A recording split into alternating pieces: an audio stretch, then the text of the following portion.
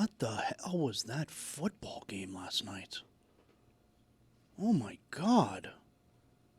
What the hell was that football game last night? Oh, my God. It was Eagles-Chargers, I mean. Oh, yeah, I know. What the hell was that? Just making sure. Oh, my God. 8 turnovers. Oh, too many turnovers. You can't win with that many turnovers. What are you doing? I'm yes-anding. He's a good point, though. He's got a good point. I don't know, man. Sully had a game. Came away with 4 interceptions. Yeah. Yo, I love the alt broadcasts, all right? My guy Drew Carter is like the voice of the alt broadcast now. And I love Monsters, Inc. You know about Monsters, Inc., right? Do I know about Monsters? Come- Inc.? You know about the Monsters University? I do. No, Prequel. It's really good, but I prefer Monsters, Inc. to Monsters University. I'm all about Monsters University. No, I love it. When I they're love pledging, Yeah. and you got the one jerk comes through with the Letterman jacket. You think it's better than Monsters, Inc.? I like it better. Monsters, Inc. is so sweet, man. The little girl, you know. That alt broadcast was so funny last night because they couldn't handle all the turnovers and like the interception and the fumble and the fumble and like there were like 3 turnovers on one play and like it was going bananas. You watched? You had that on? Look at this organic banter. This feels nice. Let's have Hank Azaria walk into the studio in the middle of it. You know what I do? That's a good question, Amin, because I won't just have the alt broadcast. Like, I got to watch the actual game. Yeah. So I'll put the alt broadcast on the small TV in the Zaslow Mansion family room. You know what I'm saying? Uh-huh. You know about that small TV? I know all about the small TV. I want to point out that I watched Hollywood Dog yesterday. That's the Hank Azaria show that was... Your thoughts? I could see why I didn't get greenlit. Hank was great. Hank does this, he sounds a little like Duff Man, a little bit like that. But you could see like the traces of other famous Hank Azaria voices coming in. He's got like 4 main voices, and then the rest are just like offshoots. Yeah. There's this voice right here. Yeah. Yeah. But woof. Who? It was a dog. Hey, yeah. No, it was just, the idea was like, man, they watched Who Framed Roger Rabbit, like, yeah, we could do that. All right. That's it. So this is the organic banter that will not exist with Dan, Pablo, and David Sampson in New York. Not woof. Come on. Like, let's not lower expectations. No. I'm just saying, like, We're gonna have I don't think they're going to have a Hollywood Dog reference. This is going to be nice and smooth, and the audience is going to love it. Of course. Yes, and. I got to be honest with you. What's that? Buddy in the right corner there is freaking me out. Is that Freddy Krueger? I mean, Jeremy looking like a burn victim over there. He looks like Freddy Krueger without a hat or a sweat, like a naked Freddy Krueger. That's what you are, right? Jeremy? Naked Freddy Krueger? What do you mean? Oh, it's going to be a long show. Yeah, I hate Thank that. God Dan's not here. No. Thank God Dan's not here. Oh. Football is back, Jack. Oh my, we've waited for so long. We're so damn excited that we put it in a song. Don't need no check downs. Give me big hits and quarterbacks. Keep your fantasy team from falling off the track. Football is back, Jack. Whether on the ground or through the air. When the chips are down and you throw a prayer. When your team is primed and on the hunt, it's 4th and 10, you refuse to punt. When the shoulder pads and helmets crack, that's how you know that football is back, Jack. Let me hear you say, football is back, Jack. This high is wild and out of control. And we're gonna ride it every week till we reach the Super Bowl. Don't need no check downs. Give me big hits and quarterbacks. If you say this game's the best, I'll say it's a gag. Football is back, Jack. Football is back, Jack. Football is back.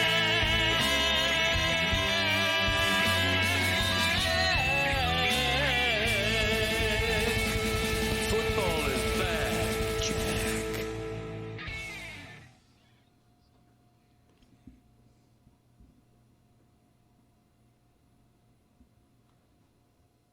We're off to a hot start. Yeah, Dan's This is mic great. is not on. We'll do our show. Microphone. In Dan's defense, he often doesn't have his microphone on in Miami, so I don't think this is so much a New York thing. So it's a Dan thing? Is that what you're saying? I think it is a Dan thing. It happened once yesterday, and it turned out to be a Dan thing. This one's probably not a Dan thing, but let's try it again. Dan, take it away.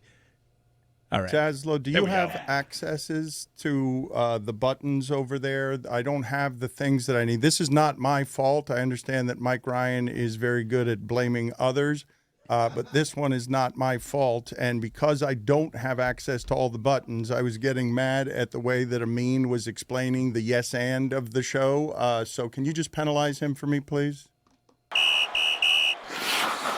Minor penalty, 2 minutes for explaining the show. Thank you. I appreciate it. We've got David Sampson here. He may or may not be able to hear you in Miami. Pablo just got here. He came running a bit late into everything that we're doing. Very on time. I'm here. Hello. Show has started. I was here at the beginning. You can't say you're on time and walk in during the open. That's not on time. I believe that literally that means that I was here before I had to be on microphone. There's Hello. prep, Hello. Pablo. Hello. Does this mean David can hear us now? No. I don't think that he can Great. because he doesn't have headsets on. That's okay. We'll figure out this as we go. This is all sloppy by design. And because I'm in New York for the holiday party, I don't know how people feel about office holiday parties around here. I will say out loud to everyone listening to this that I'm very grateful to be in the presence of two close friends who have helped us build this into a profitable company that is a network, that is a real thing in a collapsing media environment and country. And I am proud to be with you guys here. Like, I'm genuinely moved that even with the technical difficulties, we have two spaceships in New York and Miami. My parents, had their most difficult times in America in this city, moved from this city to get to a warm place, to get away from the cold of this city that I feel in my feet as I walk around. And I'm here to express my gratitude through a holiday party that is meant to be a celebration of the things we've built during a difficult time, because you two have a unique access to how difficult the last 5 years have been. So thank you. I don't think holiday parties show gratitude. Okay. I think they show a budget line item. I think what you do during the course of the year and the things that you do with allocating resources to help people and put shows off the ground, I think that people want their boss to do that more than just, some eggnog. But I am here to show gratitude. I have flown from a place that I never want to leave to a place that I usually don't want to go to, and a cold I definitely never want to go to, in order to show gratitude that for those who don't understand what Meadowlark is doing, Miami and everything it is that we have built over 20 years in Miami is funding all the things that represent growth here in New York. And you two are seismic examples of what that growth looks like, because you have created within our business two functioning businesses. And so I am here. The reason I've flown here is to express that gratitude through a office holiday party that I feel like everyone in America hates the office holiday party. Do I have that wrong? Put it on the poll, please, Juju, at Le Batard Show. Does everyone hate the office holiday party? No, we threw some amazing holiday parties back before there was canceling going on. Okay. In Montreal and in Florida. What does that some mean? Winners. What does that mean? Like, a pre-cancellation David Sampson holiday party. That means that you've got the president of the team or the GM of the team dancing on tables with employees who are at different levels of the organization. It means the booze is flowing. It means that we're making sure that people are being picked up by ride shares. It wasn't ride shares back then, so we were making sure that people were getting home, because it would get pretty crazy. Okay. You just couldn't do that, the type of holiday parties. I'm not saying that we threw dwarfs against a Little people. Little people, thank you. I'm Dwarves. thinking Wolf of Wall Street. We didn't do You can that. say dwarfs. But it was close. You are also I'll say the a M-word. little I don't care. person, right? Okay, very good. Thank you Midget. for that. There it is. That's Whoa! the one you can't All say. right. We voted for this. Zaslow, can you please hit the accidental racism punishment button and get Mike Ryan out of the room, even though I'm going to need him shortly to talk about all of his binging recently? That's Minor not penalty, racism. 2 minutes. Accidental racism. This is racism. The Mexican. Not an accident. It's a good movie. Get him out of here. Can we also call Brad Williams? He has been binging Notre Dame podcast the last couple of days. Can you guys please show David and Pablo that Notre Dame podcast live reacting to everything it is that happened on the selection day that pissed off Notre Dame so much? Would you do me the favor? Roy, do you have that ready? Give me a thumbs up if you have that ready, please. All right, play that, please. Certainly is going to be Miami or Notre Dame. So, number 10. No! Are you kidding me? Are you kidding me? All right, so he speaks for Notre Dame in its entirety. I want to ask David about the business of this. When Notre Dame, when their AD goes on the Dan Patrick Show and says that the ACC has done irreparable damage, permanent damage. What? But when Dan Patrick asked, "Is it fixable?" He says, "Oh yeah, of course it's fixable." So it doesn't suggest that it's permanent damage. What is the real business damage to the business relationship, given that Notre Dame's not in the ACC? They do share money when it comes to playing football games with each other, and the existence of Notre Dame creates money for the conference. But I didn't think the ACC did anything really that was offensive to Notre Dame, and it was confusing to me that Notre Dame would be going after the ACC instead of the SEC. Well, those are two different concepts. So remember, Notre Dame is not in the ACC for football only. For purposes of pretty much the rest of the campus, they're part of the ACC. But when it comes to the $4 million minimum that a conference makes for just being in the CFP, Miami getting in, $4 million to the ACC. Notre Dame getting in, $4 million to Notre Dame. That is a very big difference in terms of budget, in terms of what your take-home actually is. So Notre Dame missing out actually hurt them significantly, whereas when regular teams get in, they get a percentage of it, but they share it with other members of the conference. But every Notre Dame sport is ACC except football. And there is a relationship in football in that Notre Dame plays ACC opponents, but it's almost like a stepchild where you're a part of the family until you get right down to the end, and then there's separation. Well, but some of this is pretty silly, right? Because the ACC is a great basketball conference, and Notre Dame's been okay at basketball. Notre Dame's moneymaker is football. They keep that money to themselves because they don't want to share it with the ACC. Regardless, whatever it is you think the athletic director's job is in this circumstance, I believe it is to advocate on how it is that they've been wronged. But this whimpering has caused a great deal of Notre Dame backlash. The way this, I don't know the right way to do this because we're in pretty unprecedented times when it comes to what it is that we're dealing with all the rules changing. They're trying to kind of figure this out as they go along. They're going to make all the mistakes and they're going to be learning. I don't know how Notre Dame's AD is supposed to handle it, but the way he's handled it has made it so that Mike Wilbon is totally comfortable on PTI saying, I hate Notre Dame. But isn't that the thing that people have been saying about Notre Dame for like 40 years now? I think the joy of Notre Dame is that they are this. I was thinking about this the other day. Like, I want kids today to understand why Notre Dame matters in college football. And unfortunately, I think this is the best way to do it. Like, they're a brand, they're a character in this because they have an overinflated sense of self that is also backed up by a truly impressive amount of national television money that they've drawn from for decades. Dan, can you explain to people how big a deal Notre Dame was?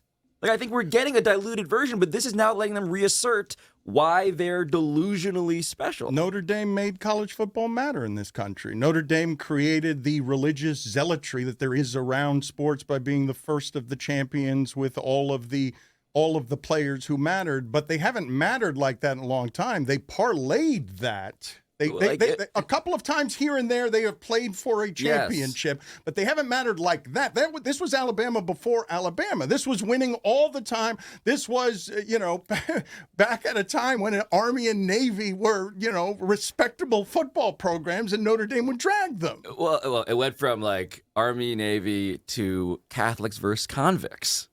I mean, that was Miami, Notre Dame. Like that, pre-cancellation era, a name for a rivalry, but like it was an archetype. It was literal Jesus Christ, Golden Dome versus Mike Ryan and his gang of degenerates. Like, that's an incredible contrast for college football to have indulged in. I want to get to Mike Ryan in a second because he has been mass consuming Notre Dame podcasts. But what is the AD's job in this circumstance? Because the way that he has done this, he is passionately supporting his program, and I imagine he is giving voice to what a lot of their fans feel. But what he's doing is making all of America turn against the whimpering, even if he's right. Yeah, I'm not sure that anyone has turned who wasn't already turned. So Notre Dame, as Pablo said, they're an interesting situation where you love them or you hate them. I'm not sure that anyone who loved them now hates them, or anyone who hated them hates them less because of what happened. So I don't view Notre Dame any differently than I did before they were part of the CFP in all the rankings. Then the question becomes, David, how would you handle this if you were trying to do this strategically? How would you lobby if you're Notre Dame? Because I'm left to wonder, is there anything else they could be doing? Yes, I would be doing stuff I wouldn't be doing on the Dan Patrick Show. And that's not because I wouldn't be doing it on our show either. That's not the athletic director. That's not his job, is to go out there and try to sway the PR This of is the people. him introducing himself to America. A lot of people who are learning who this person is based on what he's giving voice to. But they'll forget about it in 20 minutes. So it's just not going to be effective in terms of lobbying to make Notre Dame. He already did the greatest job an AD can do, and that this can never happen to them again. And I assume that you've been talking about this. And, Mike, it must make you insane to know that Notre Dame has a deal starting next year that if they're ranked in the top 12, they're in the CFP. I don't think that is a deal that nobody else has. Yeah, I don't think it's super fair. I also think it was a previous AD that might have negotiated that deal. I'm curious to watch this presser as someone that's not entirely thrilled with the ACC if Notre Dame thinks it has the power to bring about change, if it thinks it can affect this conference, as many of their fans think that Notre Dame can kill the ACC. I'll be happy. Yeah, go ahead and kill it. Miami is well positioned if this conference were to dissolve. But this is also a bit of a chicken presser in that you did mention, Dan, I've sampled the entirety of all Notre Dame content out there. And everyone's upset about the Alabama thing. No one can actually muster up an argument for Miami getting in over it.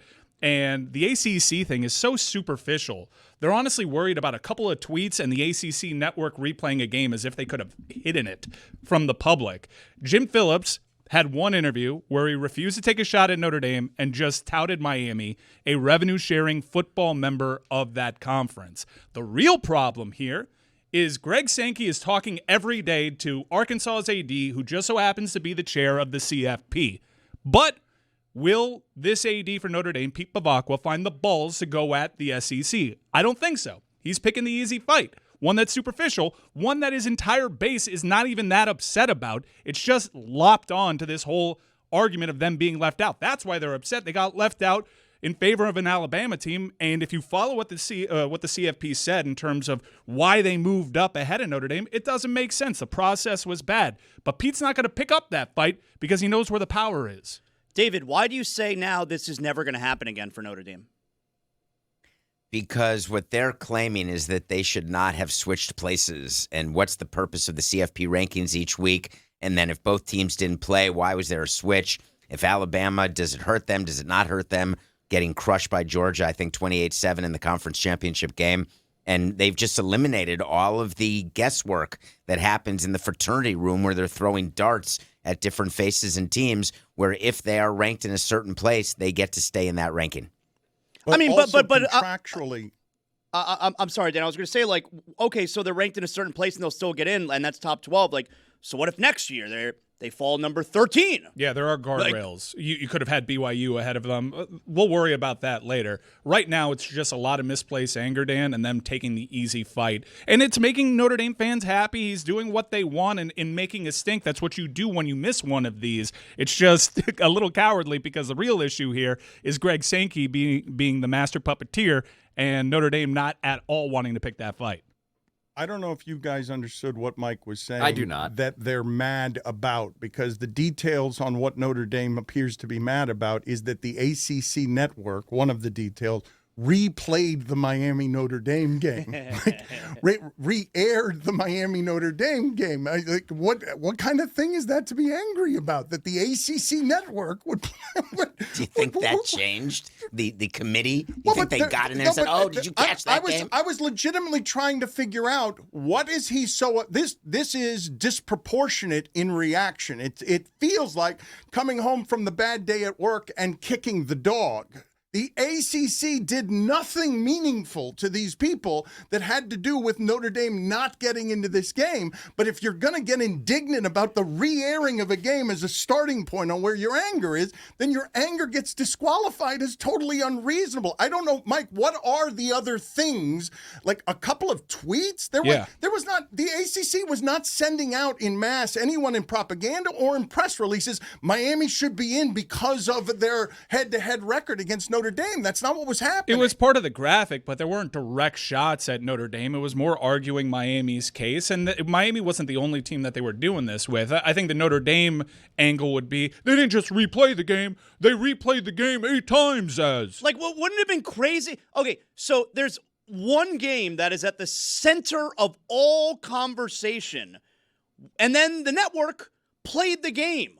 Wouldn't it have been crazy for them not to play the game? For everyone to enjoy again and watch again and remember the thing that everyone is talking about? That's what Notre Dame's mad about? The committee was assigned to rewatch the game so that they could vote for Miami instead of Notre Dame. Having watched it, that game wasn't even as close as it looked. I never heard that. You're saying there was an assignment. The committee sat in a room. Did they get like a ballroom in the hotel? No, and they that all wet watched sock who runs it told everybody to rewatch it before they voted. You think they actually did? Well, he said they did. I don't know whether they did or not. He did assign it.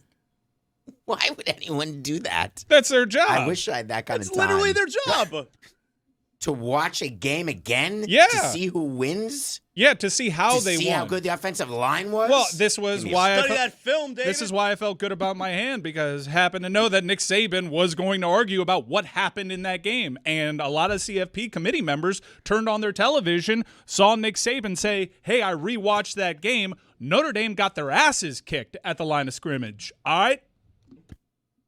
Thank God for that, Wasn't Mike. a 3-point loss for Notre Dame? Yeah, a game that they never led, Pablo. You didn't watch the game, Pablo. You didn't watch the game. You're such a Did you see bureaucrat. that first drive in the second half? Lib. Find out about that. 16 plays. Thank you, Dan.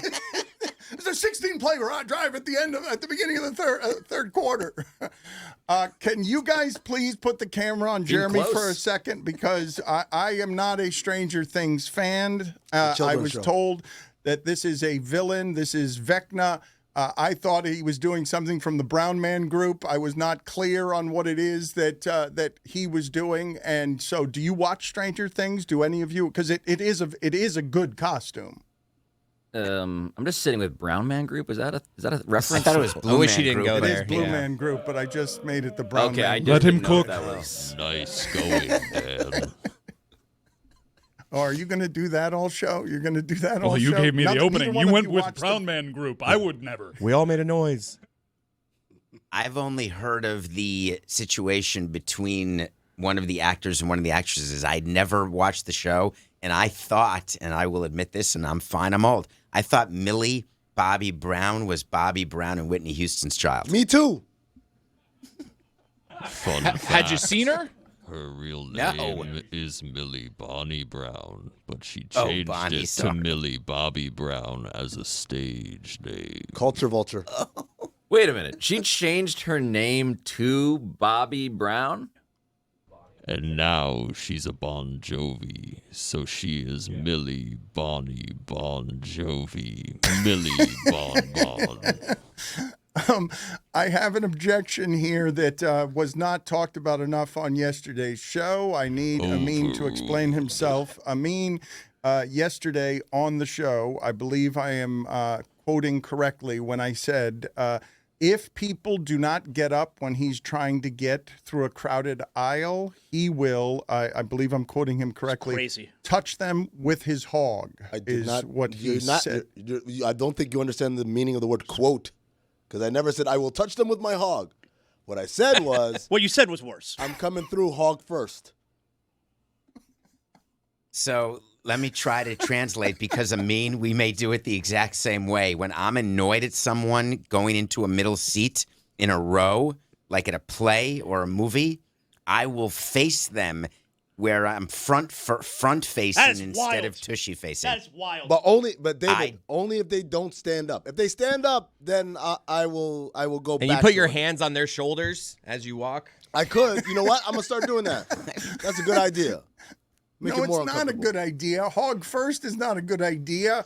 Making a lot of eye contact while doing this is not a good idea. No, Dan, it's only when they are too rude to do the common courtesy. If someone's walking through the aisle, let me get up. Let me get up so you don't step on my feet. Let me get up so you don't climb over my legs. If you sit there as I'm coming through and you're like, well, I'm not moving, guess what?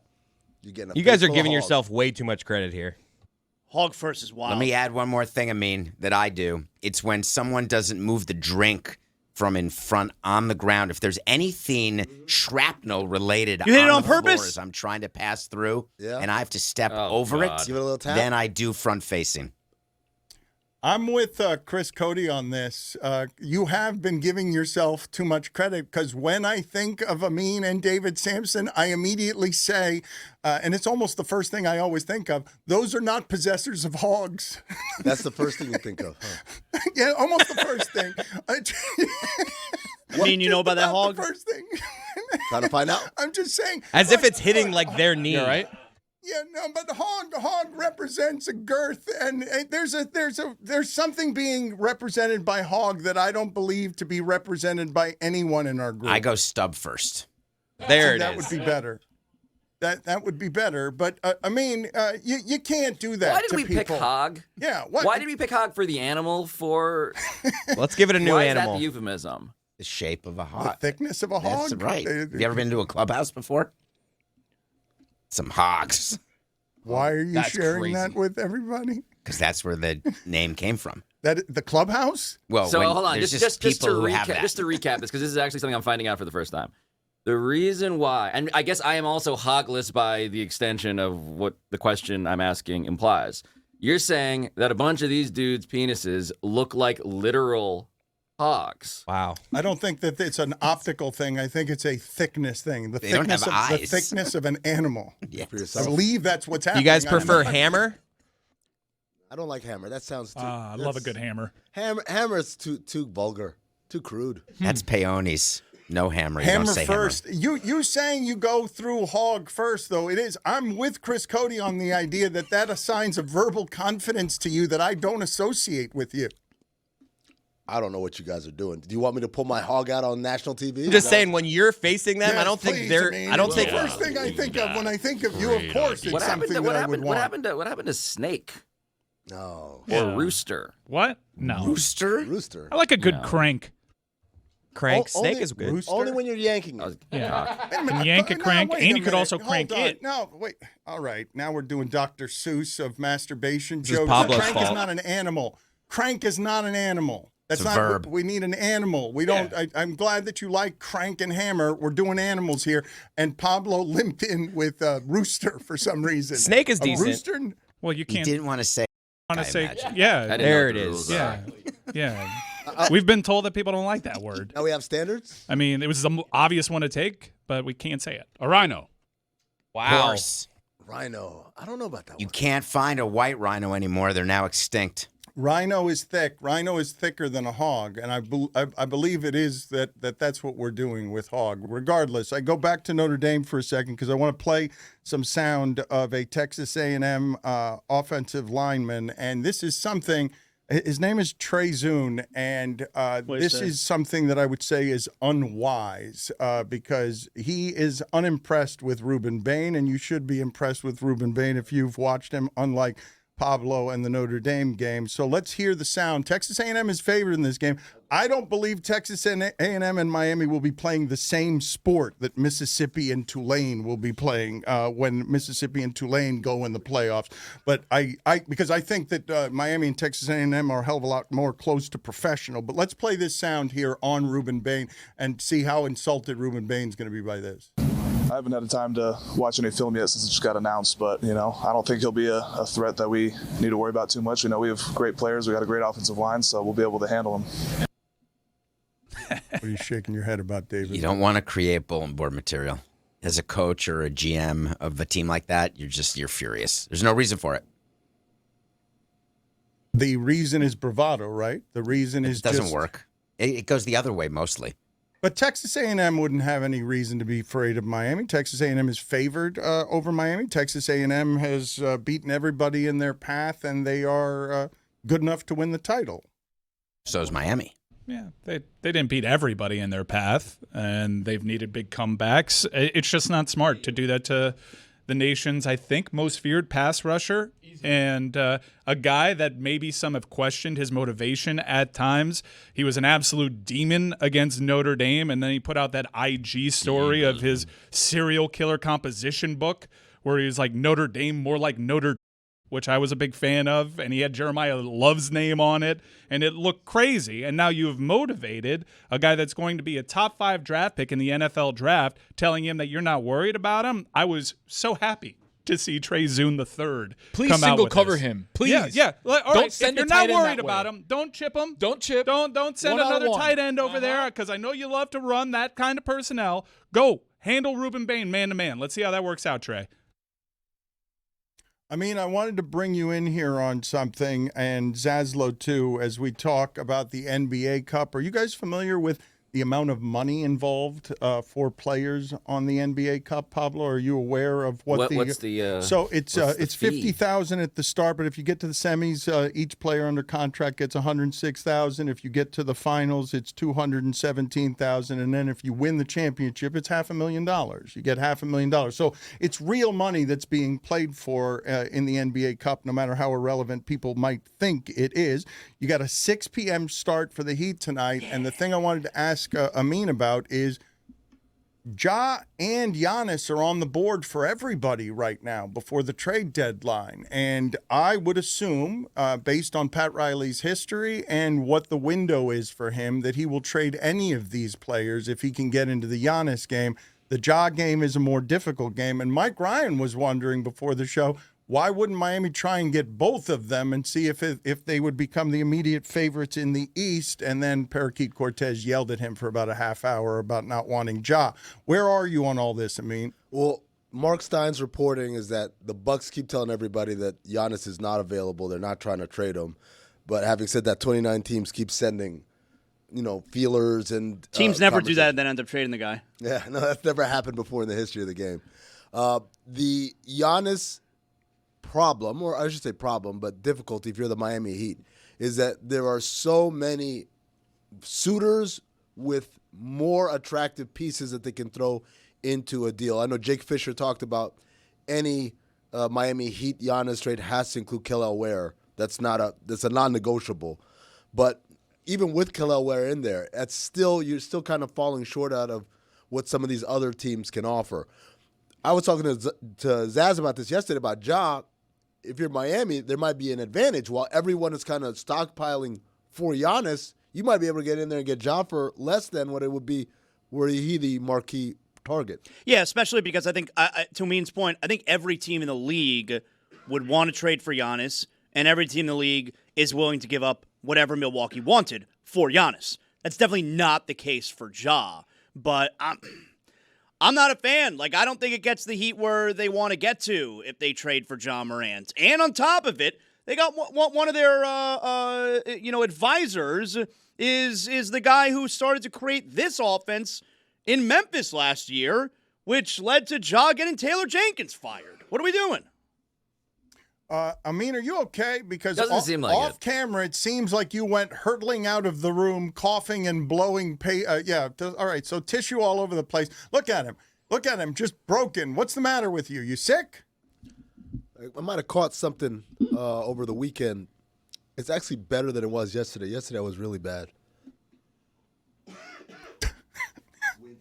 Zaz, you good? It's so wrong that he's there. So you're just coughing. So whatever we were doing during the pandemic to make sure that other people didn't get sick, we have now ignored that. We've got somebody on air coughing their way off camera in a way that can barely speak. Well, you guys have any it's only a problem if the cameras and the mics are all focused on me waiting for me to cough the next time. Let's push in on Amin if you could. What are your thoughts here, David? There it is. I'm dealing with Just stay there. Just keep going in on him. Just go get closer and closer. See the sickness in his eyes. I want the you to blood look, vessels look are into about his to eyes. burst. Yes. See. Let's see if we can get the audience on YouTube sick by just looking at him. Amin looks like how Notre Dame fans feel. That's how he would come at you, hog first, if you dared to not get up from your seat at the Broadway Theater. David, I'm sorry I interrupted you. I'm just hoping that it can't go through the wires because you sounded terrible yesterday, so I was reticent to come in today.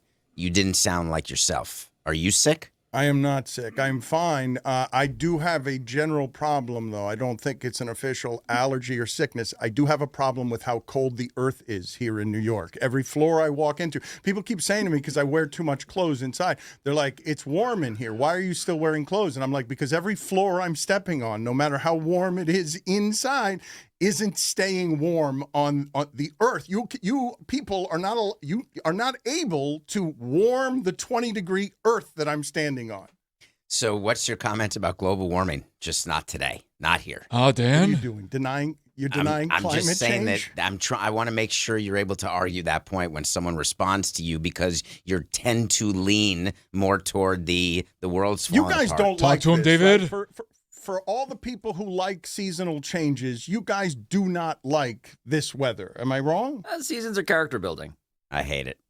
I miss Florida. My blood is still thin. I've been here for 5 years. I've been back, and I'm still not. I hate it. But Florida right now is no picnic. What do you mean? It's 73 degrees right now in Miami. That is literally where you would have a picnic. But the rest of it. That's the temperature that you want a picnic at. How do you feel about the 6 p.m. games, Aslo? The 6 p.m. start time tonight. I'm tempted to call it the Lord's start time. I knew it. Really? He can Yes. go to bed then. The Lord's start time. I mean, 6 p.m. Who's not watching? Who's not staying up for the very end of the game? Are you kidding me? It's a pleasure tonight. The game will be over at 8:30. I could still get in an activity if I want before bed. An activity. An activity before bed? Maybe. Going to bed hog first? Do we like bulge first better? Put it on the poll at Le Batard Show. Would you be in favor of 6 p.m. start times throughout sports? And also, is 6 p.m. the Lord's start time?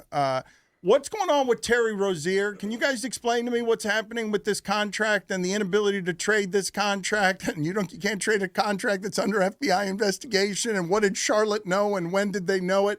What is the most credible reporting on this? I mean, Well, it really isn't clear as far as the reporting. The people I've talked to say that it's not eligible to be traded until this thing is clarified, which kind of sucks for Miami because, again, if the implication is that Charlotte knew, that means they were basically on disadvantage in acquiring him and placed under the same disadvantage in trying to divest of him, especially because I don't think anyone at this point would acquire him for his basketball play. If he were traded, it's because the money adds up and it makes sense and it's easy for someone to say, oh, at the end of the year, it all comes off the books.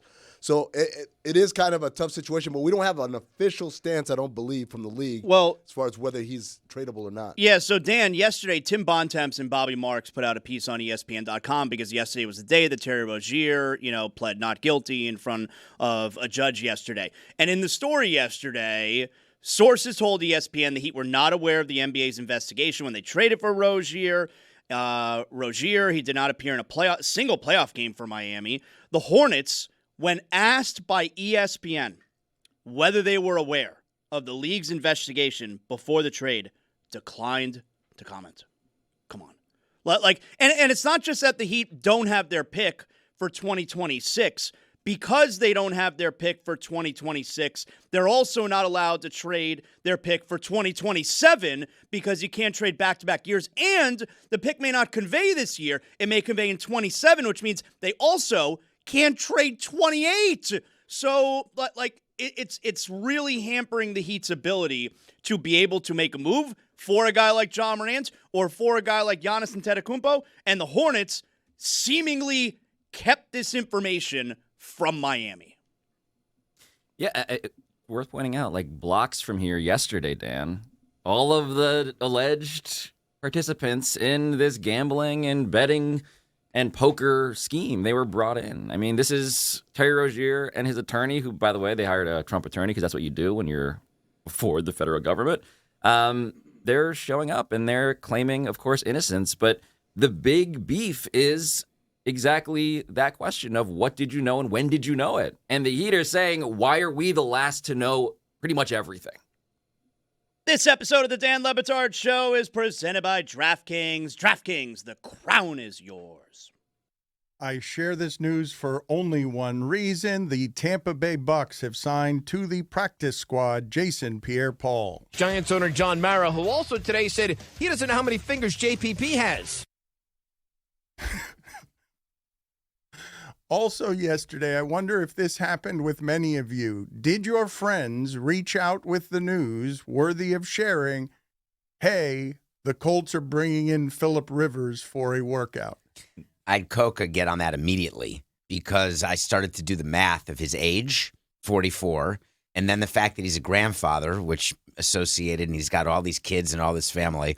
And I was thinking, he was saying to himself, you know what? Like, there's too much noise around. There's too many people. Oh, you think the way that some parents go to the bathroom to get away from their kids, Phillip Rivers decided the safety of a professional football field was a better place to be than around his family? It's the practice squad. So it gets you away from the family. I'm picturing Paul Rudd, and this is 40, secreting himself in the toilet in order to get some peace and quiet. Phillip Rivers. Secreting himself? He was hiding, yes, in the toilet. Remember but in the I think movie? You're doing secreting, or you made it secreting? I think that's the word, but we can ask the Harvard man. It's just unfortunate that you're choosing to have someone secrete themselves in a place where they're otherwise secreting in the way that Dan is saying. So that was the humor of it. But thank you all that's 2 minutes for not getting me, which is normal. So in any case, I think it's a great escape for him. Will he actually take a snap for the Colts? Well, I want to discuss. I thought this was fake. I thought it was fake when I saw it. I got fooled by an AI video for the first time the other day, and I was like, oh, no. First time you were fooled by an AI video? Did you see that video? Someone is cutting a cake that's shaped like a cat, and it's like, is this cake one of those things? And there's a cat that's real on the counter watching the cat cake get cut, and the head falls off, and the real cat attacks the owner for having cut the head off of the cat cake.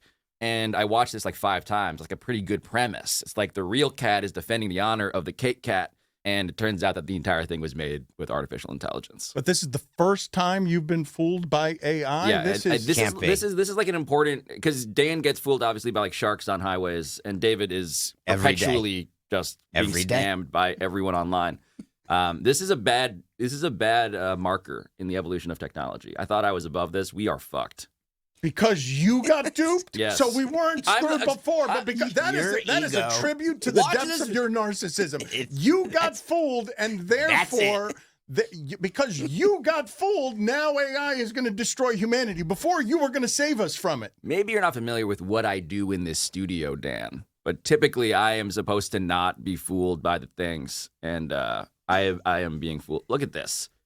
Well, let me ask you guys if when you're driving around New York, because this feels somewhere between post-apocalyptic and dystopian to me. I am driving around New York, and I am seeing ads everywhere that read, "Stop hiring humans." And it feels to me like what it is I would see in some future version of a movie where we're not living the lives that we're used to anymore. You guys are immune to this? You haven't seen all the signs all over New York that just are reading, like, come over here, humans, and stop hiring humans so that we can replace you?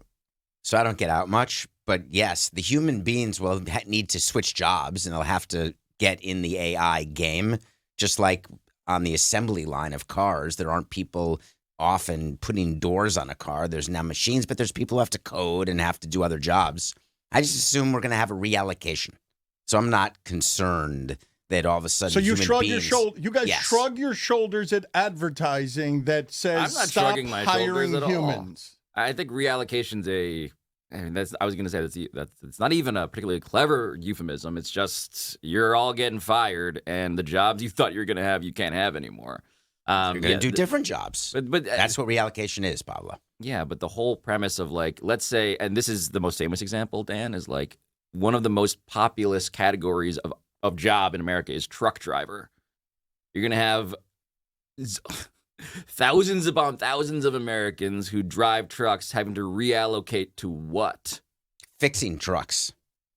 Reallocate to somehow getting into the business of trucking different things because, frankly, having truckers on the highways, that is not safe.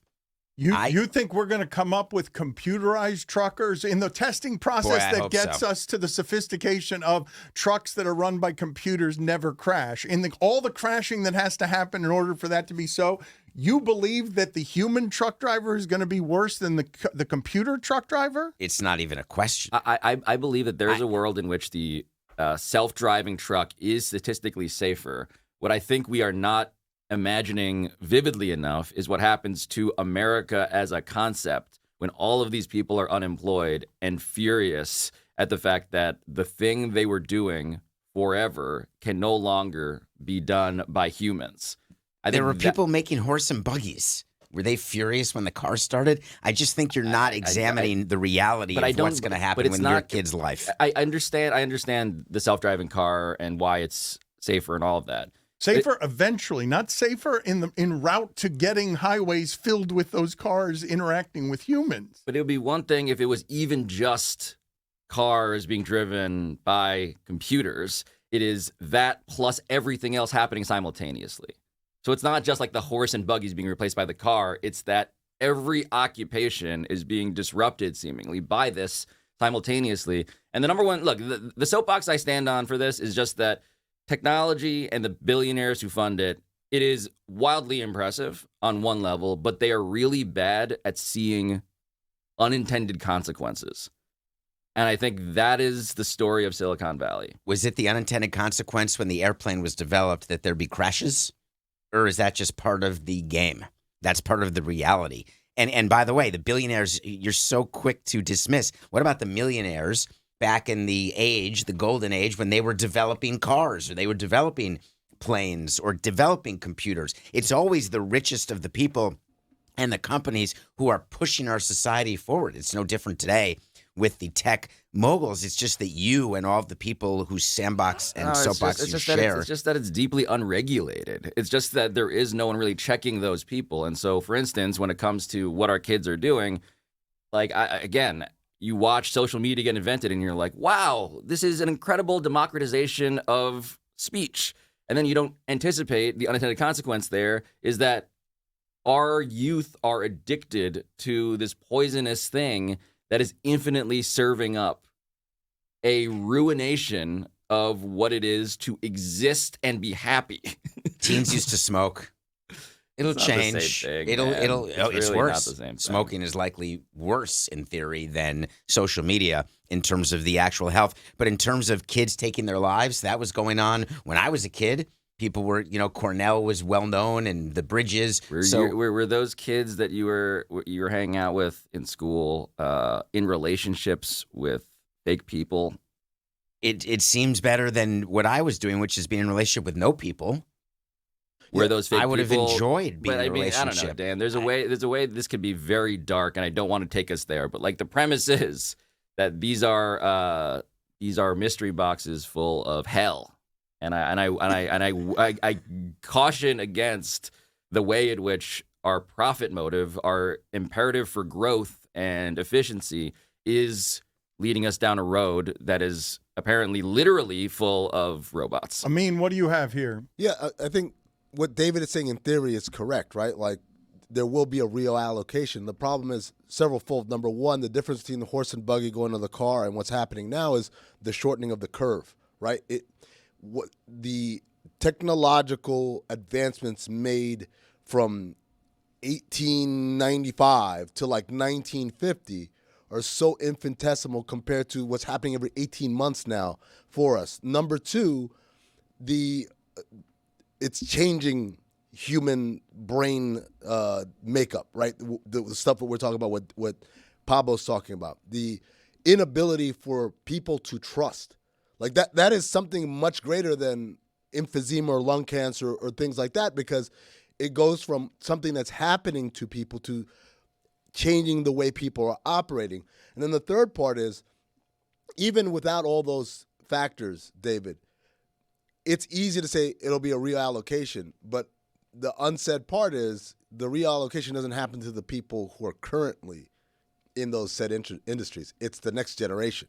So when you look at America's transformation from an industrial to a service industry and beyond, it's never like the truck driver then became a small business proprietor and then became a Wall Street investor. No, it's like, at best, it's generations. It's his children and his children's children. But he himself, in that prime, he's kind of left out. And that's the part where the macroeconomics say one thing, but obviously on a day-to-day and individual basis, it's a lot more difficult.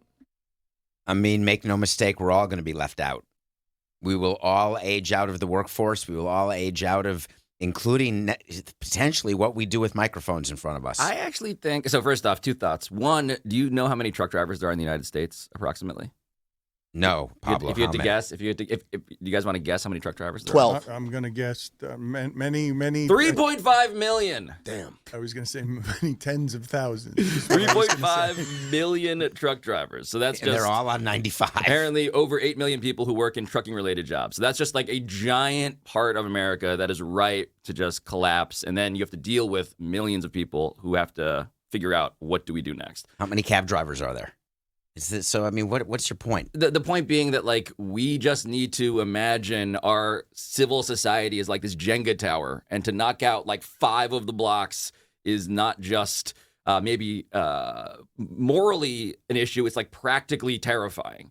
But the second thing is, I actually think the thing that stays, the thing that is last to go is the stuff that will feel the most human. Like, my whole theory about this, and this is why I think microphones and like the incompetence of us not being able to plug in David's IFB at the beginning of the show is going to feel like important in an era in which you can just make anything look and feel instantaneously perfect. What feels quote unquote perfect. Like, to me, we don't know, to Mean's point, we don't know what a human has made anymore. Like, the image. Because you were fooled this morning. Because I mean, kind of. Incredible. It's just. I think images. So you've just realized the horror that this is, because it can trick you, because your mind is not sharp enough to be able to figure it out. Now that the computers have gotten with a cake cat smarter than you are now for the first time scared of the computer. And then I still got this personality over here flippant at what everyone else fears, where he shrugs his shoulder. Yeah, commerce needs to win every time, no matter what. Invention will win because commerce will win, and eventually we will all die under that stack of money. Well, eventually you all die. It's just a matter of when, not if. And progress happens. The world evolves. It's been going on since the beginning of time. Yet you guys want to fight it now. This one does feel different, though, when I'm telling you. Everyone says that. The replacing of humans, David, is not something that we've been in the business of doing. Everything that we do, we can say we've not been in the business of doing that before. Why is it that you're choosing now to light your hair on fire? I just don't. I don't understand. Okay, well, Amin, get in here with some video that you have here. I would like to. Is it another cake cat? Let's see what we've got from Amin here. All right. So before we set this video up, I just want to also point out to David the concentration of wealth and power, which is not something we'd never really experienced before in terms of a handful of corporations being in charge of everything, and that gives an undue influence in their ability to shape and push agendas. But this video is about AI learning how to blackmail. Roll it.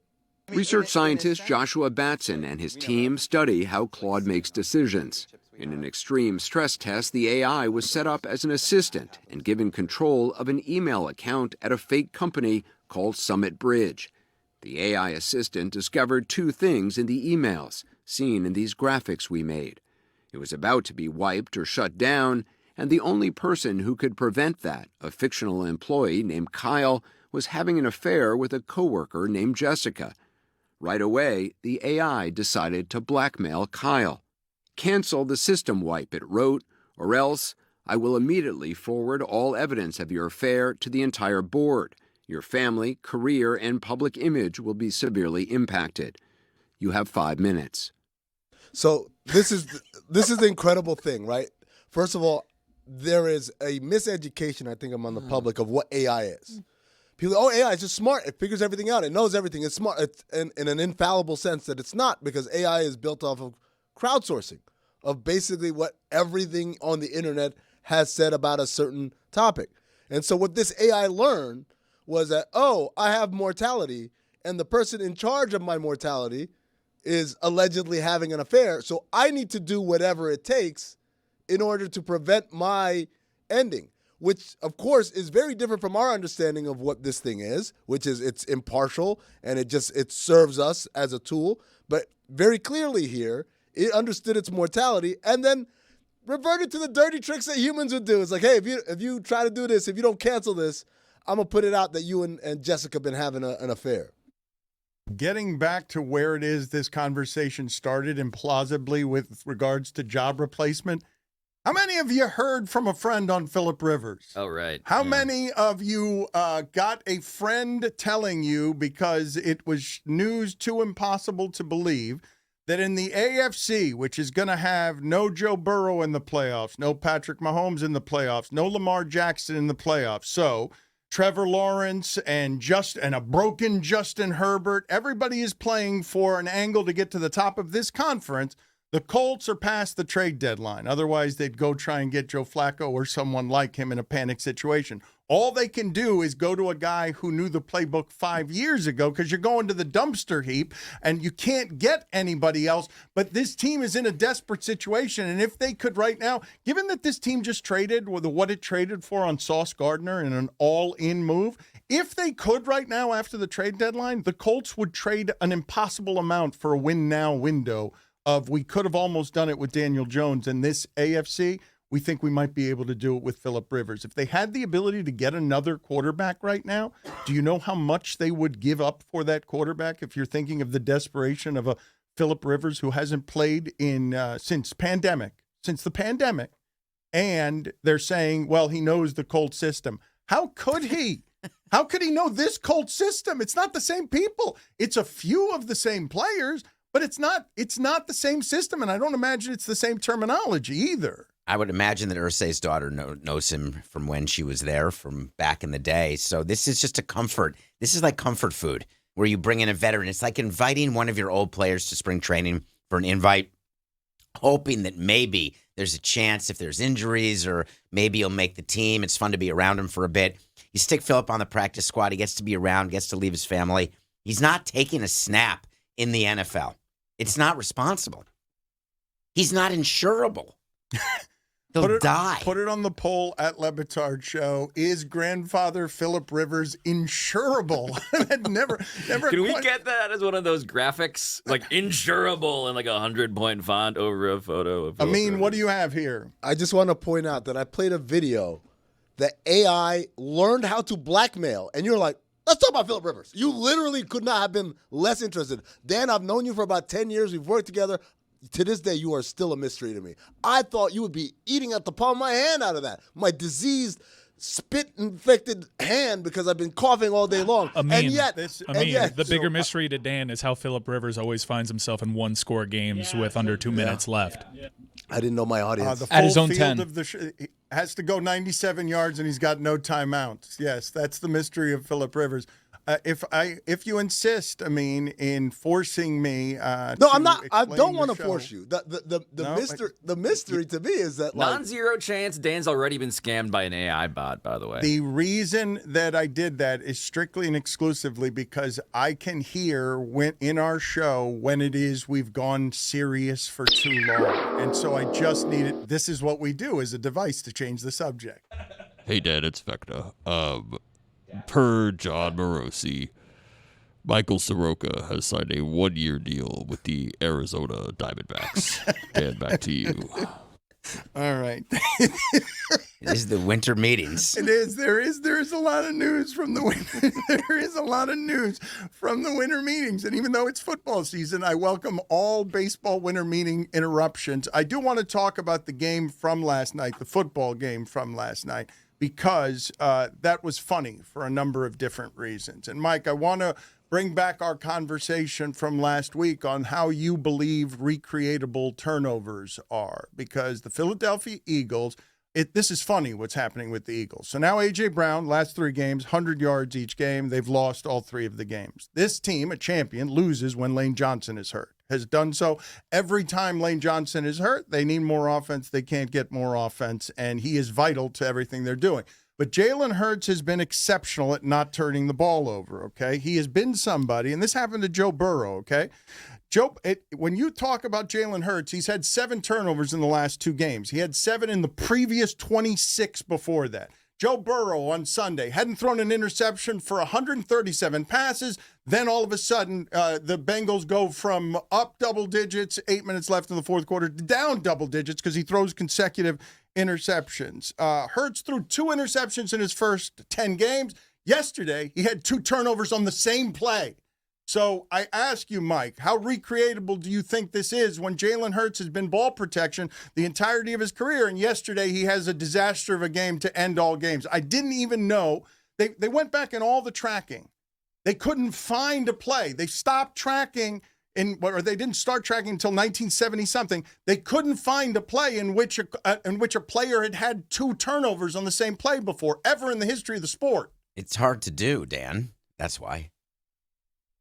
Interception and then a fumble, because the other guy has to fumble. You can't get 2 turnovers without the third. But, Mike, what do you think about turnovers as recreatable in the context of the conversation we were having? Because I was arguing, among other things, the randomness of the sport. Even if you are someone who causes fumbles, you have no probabilities of recovering the fumble. Like, that's total luck, whether you recover a fumble or not. So I am curious. The Philadelphia Eagles have won the championship because they are 40-2 in games in which they win the turnover battle. They're frustrating their players, who are star players, because they'd like their coach to play more aggressively, but he's terrified of turnovers. What happens to the Eagles last night that they can't win in a game where they hold Justin Herbert to 150 or fewer yards and sack him 7 times? I do agree that fumble recoveries are more random than forced fumbles. Forced fumbles can be taught, and we saw that last night, that a lot of those were with intention. Those were great plays being made, but I think you explained it with the Lane Johnson thing.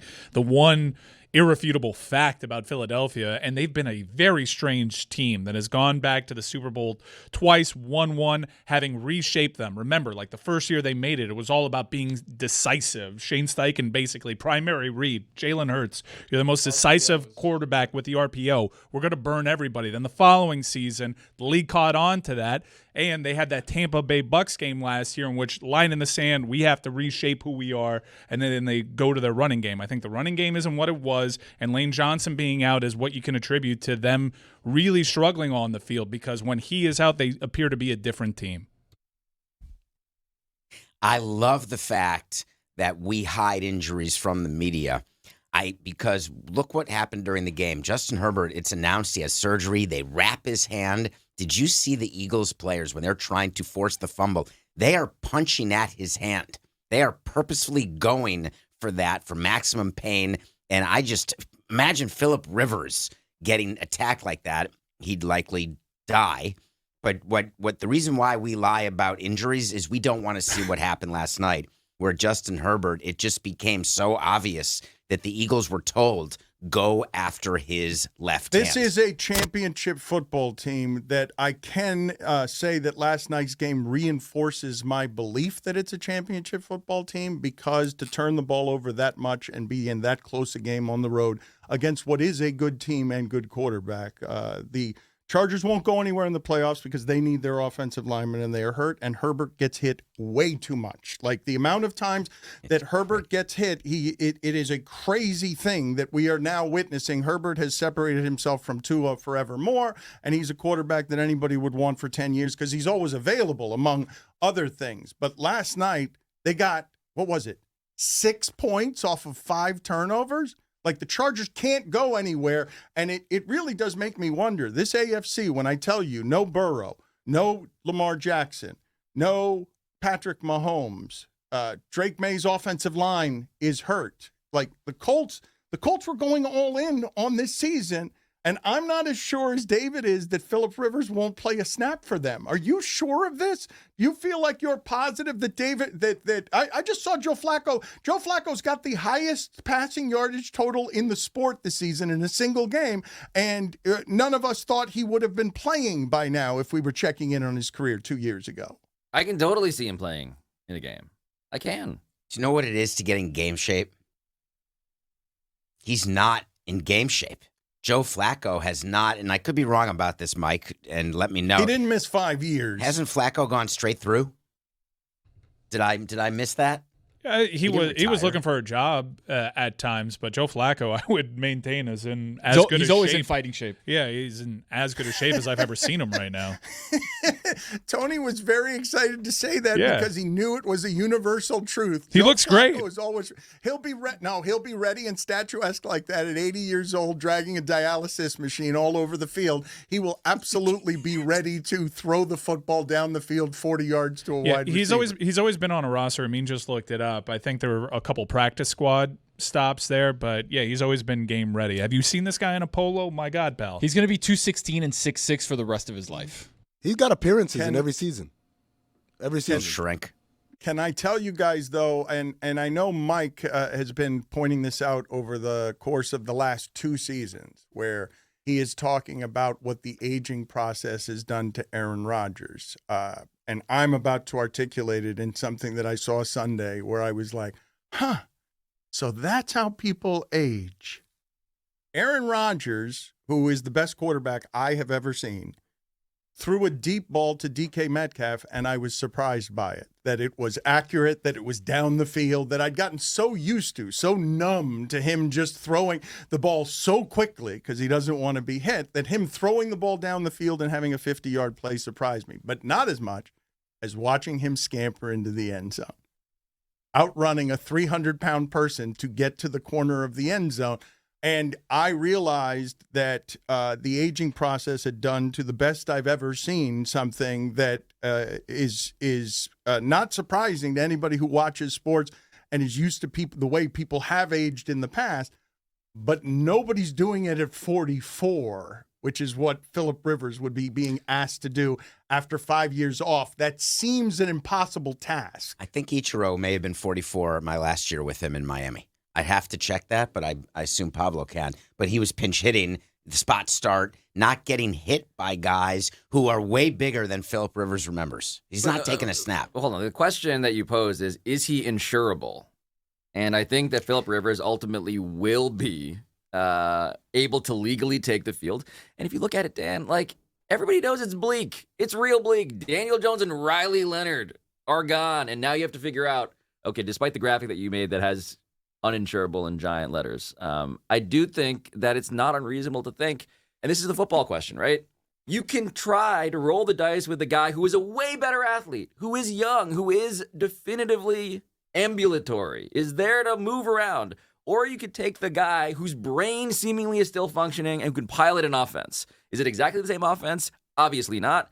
Is it a better, safer bet than the alternative, which is guy who is young but doesn't have the trust in, like, the intellectual mastery of the game? Yeah, roll the dice with Phillip Rivers. I can see that entirely happening.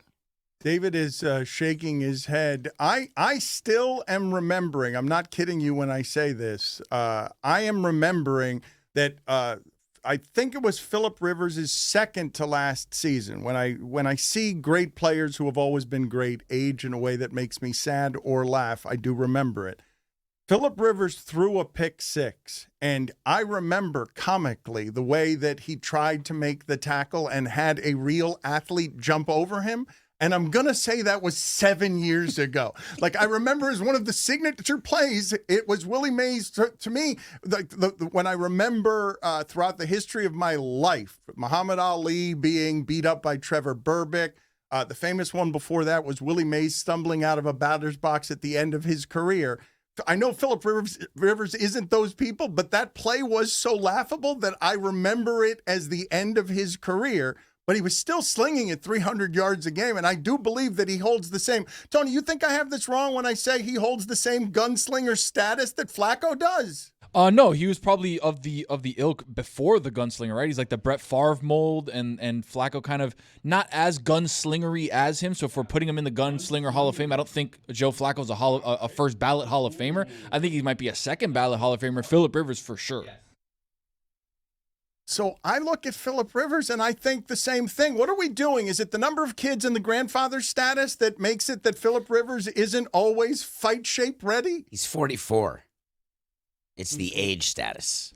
Dan, I think it's the loose quarterback sleeves. Makes You your don't arms really look see, small, you don't really see people rocking that look. And while I appreciate the Phillip Rivers discourse, you're asking all the wrong questions. How bad was this resistance band injury that Anthony Richardson suffered?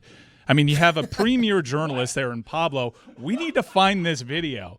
For the Colts to be so desperate to turn to a grandfather because Anthony Richardson cannot play. I mean, most people have decided he can't play regardless. But because of a resistance band breaking his orbital bone, I need to see what that looks like. All right. I don't think you want to see what that looks like. Anthony Richardson can't see what that looks like because of whatever it is that did to his right eye. I will tell you that I have used one of these devices that is it's not a resistance band, but it is a pole that helps with stretching. It's actually in the studio there somewhere. And it snapped on me one time. It just broke in half. And when it did, I realized that if that had hit me anywhere, it would have done a great deal of damage. So when Anthony Richardson missed a Colts game this season because he was doing resistance band training that resulted in his teammates being around him praying because he'd been hit in the face with something and couldn't play as a quarterback, I don't think, Mike, that you actually want to see what that looks like because it looks like what you think it looks like. It's a resistance band snapping and hitting a guy in the face in a way that shatters his orbital bone. Yeah, I want to see it. It's the rubber band, right? It's like a rubber band. Yeah. It's just may have had a Don't handle snap too. We rubber don't bands know. at people's faces. I mean, be careful with that thing. You're already sick. He's touching all your stuff. Yeah, and your microphone. It's gross.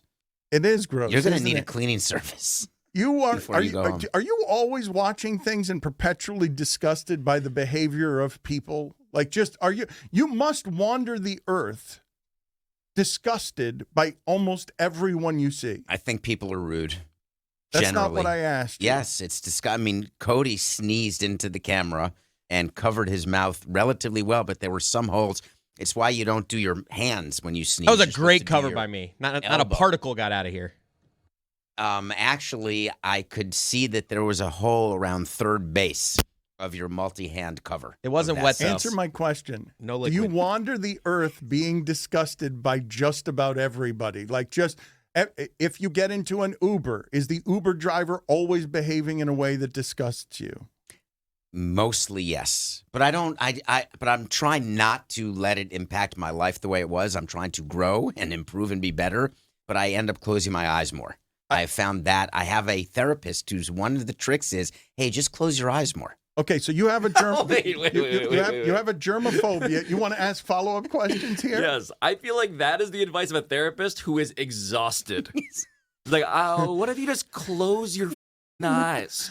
What about that as your coping mechanism? It seems like very good advice. If David is wandering the earth, what if you pretend it's not happening? Have you tried that, David? Well, that's not pretending it's not happening. That's just not having to see it happen and being reminded at every turn of how awful human beings are. How It's second only to, what if you, clinically, there's a term for this, put your fingers in your ears. Nah. The reason I like the eye closing is that for me, I envision other things when my eyes are closed. So it's an entire visualization. So I don't think about the fact that the driver is not switching lanes when I would switch lanes to get me to my destination faster. I'm not watching the driver on his phone, or I'm not watching the driver not, being clean. I just close my eyes. And it actually tends to work for me. I did it on the way to the studio today. It's a because terrible. my driver had some problems on the FDR, so I closed my eyes. It's a terrible way to live, though. The idea that everyone is behaving in a manner that you can't control, and as an added bonus, none of them are behaving the way that you would behave. So I closed my eyes. But I mean, that's it. Every step you're taking through life becomes a special kind of misery if everyone's behavior is objectionable to you. It's become an issue. It's getting worse. That therapist can't feel good when they go home, right? When they gave that advice. Like, they don't feel good about themselves. I think that therapist is loving the fact that he, she, they is helping someone in need. Close your eyes. So you're paying them. You guys are all thinking that is bad advice. It seems to me that you guys don't know David as well as his therapist. I think the therapist goes home and like tells their spouse, like, I did a bad thing today. Got him again. Therapist is counting money. Told him to close his eyes this time, guys.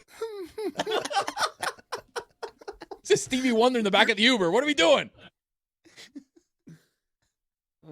I don't know the nature of God bless that of therapist. germophobia. Like, I don't know. You would be clinically diagnosable germophobic.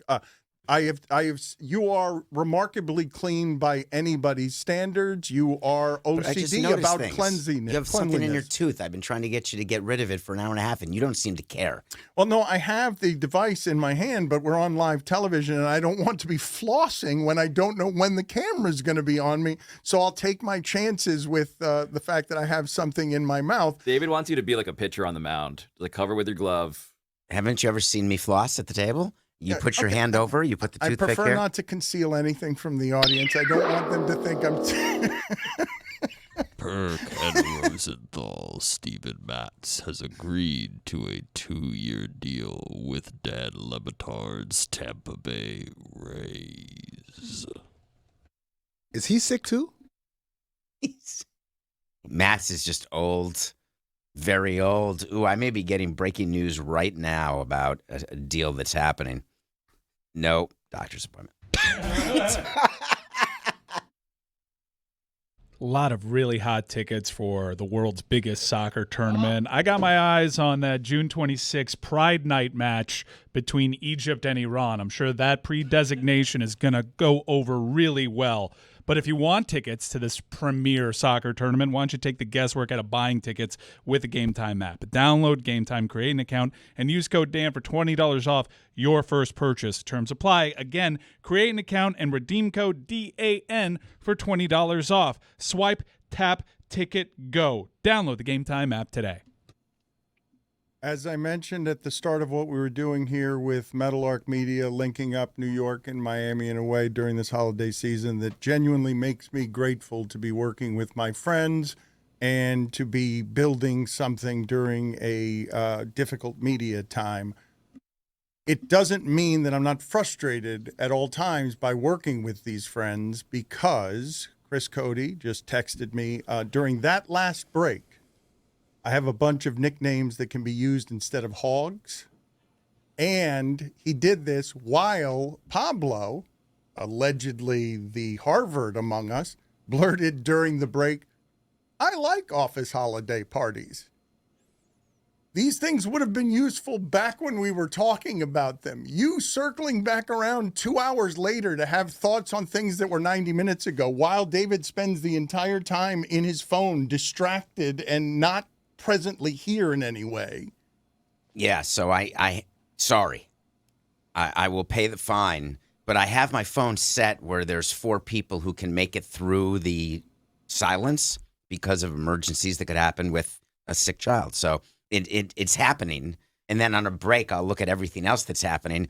And so I'm just trying to deal with getting lunch for her. She can only eat certain things. And I'm going to go to her favorite restaurant to get a lunch for my daughter right after the show's over. But now I got to deal with this. I got a text, and I'm sorry, but someone's impersonating me. Speaking of AI and everyone worried about, they're losing their identity, someone's impersonating me. What would you think would be the number one thing that a person would do trying to impersonate me? What would they do?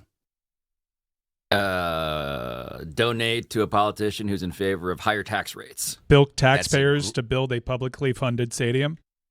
Amazing. These are all keep going good.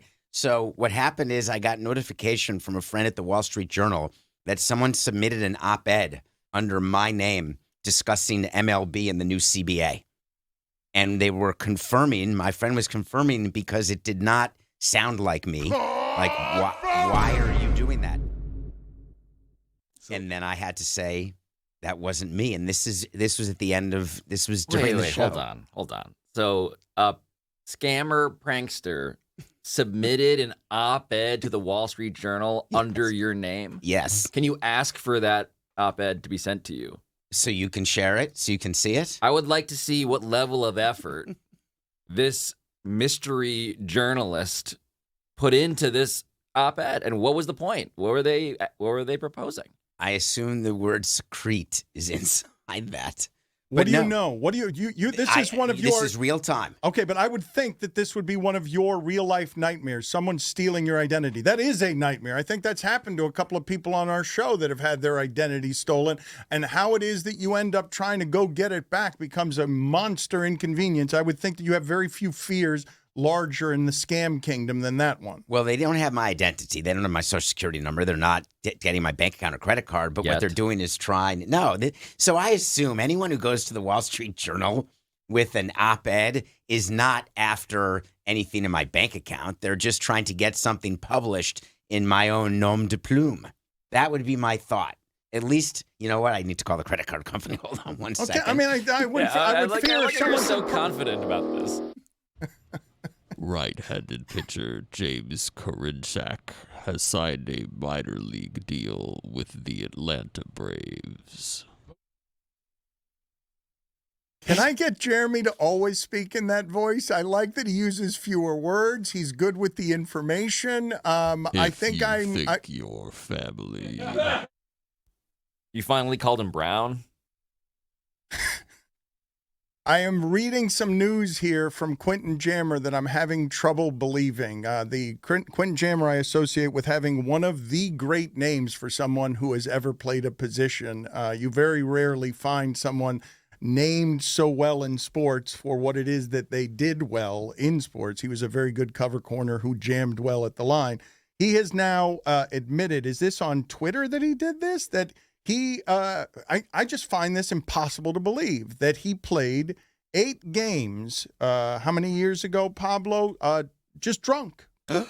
Incredibly drunk. What do you mean? know the term. I mean, let's read it, though, because this is from last night during I guess, the game. Quote, true story, ... In 2011, I played completely faced drunk in at least 8 games. That's not possible. It's not possible. Probable. No. What do you mean it's You think he's the only player? Yes. I don't believe it's possible to play so that hard to play cornerback. I think cornerback is the second hardest thing to do across sports. I think hitting a baseball is the hardest thing to do, and I think trying to cover a wide receiver when the wide receiver knows where he's going is bigger than you, and the quarterback knows where he's going. I believe that's the second hardest thing to do in sports, and I don't believe it can be done well, face drunk or drunk of any kind. We would just tell the players to aim for the middle ball. And so I assume that's what the cornerbacks do. They just aim for the middle player, the middle wide receiver. It's very common, Dan. That's not It common. is common. And players drink all the time. They drink before games. They drink during games. They drink after games. Did some players do it as a performance enhancer? So there are some people who need the hair of the dog for afternoon games. David, this is what I would say is not common, okay? I have heard of it in basketball. I have heard of it in baseball. I have never heard of it in football, and I wouldn't believe that it's possible at that position. If you're saying face drunk, this is a person who does not have their proper motor skills. This is not, if you tell me someone's been drinking a little bit, fine. You tell me someone's still a little bit drunk from the night before, fine. But if you're playing a 1 o'clock game, if you're playing a 4 o'clock game, I understand he's playing on the West Coast. He played most of his game, but face drunk, he's not defining face drunk the way I'm defining face drunk, if that's in any realm of possible. He wasn't stumbling, I assume. We can go look at videotape, and people will now. I doubt everyone will examine his games. Pablo could look at each one. I doubt that he was. They did lose 8 games. There's no way that's true. They true. specifically lost 8 games, and he wasn't face drunk. by his own admission. He had no picks that year either. Also, PFF, this is according to Ian Hartitz, PFF had him dead last in passer rating allowed at 131.8 when targeted in 2011. And he only Still, he didn't have that means he stinks. He only had a couple seasons with 0 picks, and that was one of them. Okay, so you guys are saying that now. All right, so you guys are saying that this is true based on the stats that there was an NFL cornerback. All right, let me. He had the behavior of someone who may have been face drunk. Is the more that we're finding out if here. Pablo can be fooled by AI, then you guys can be fooled by the lies of players being told on social media.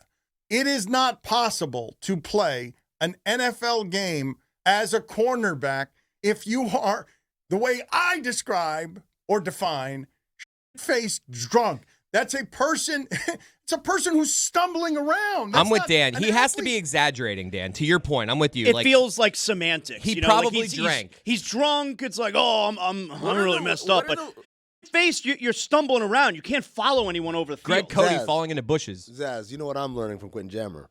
Not a drinker. Oh, amateur hour? He thinks, oh my God, I'm shit-faced. I'm so drunk. I had this Barton James or whatever. I think you're right. This wine cooler. Oh, it's a white wine spritzer. Oh, that's to play a football game. I think you guys are playing Quentin Jammer right now. I was reading other exchanges that he had on Twitter, and he said he used to have 2 tequila bottles basically at his locker in his bag every single game. Okay. So no, just a lot of different sized just tequila painting bottles. context.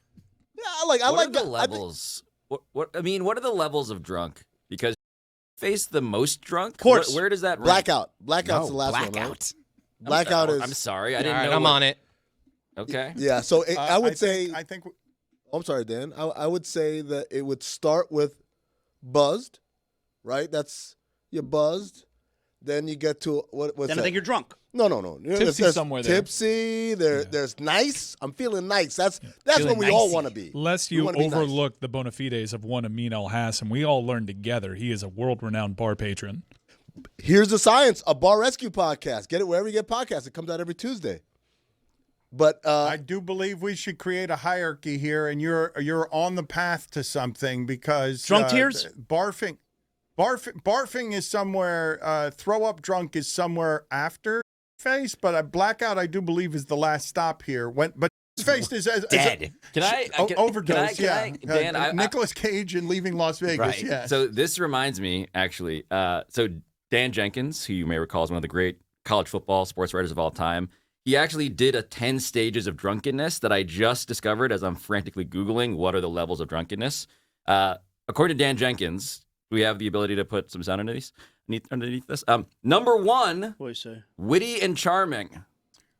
Fanfare. But I think you want to do it 10 to 1. Oh, I think you just ruined it. No. This is escalating. It's escalating. It's escalating. That would be 10, what you just gave. Okay, yeah. Number 10 was a witty and charming. Number 9, Richard. Come on. Number 9. Number 9, rich and powerful. Very good. It's a terrible list. This is a bad Number list. 8, benevolent. What do we do? What is this list? Clairvoyant. Number 6. Dinner.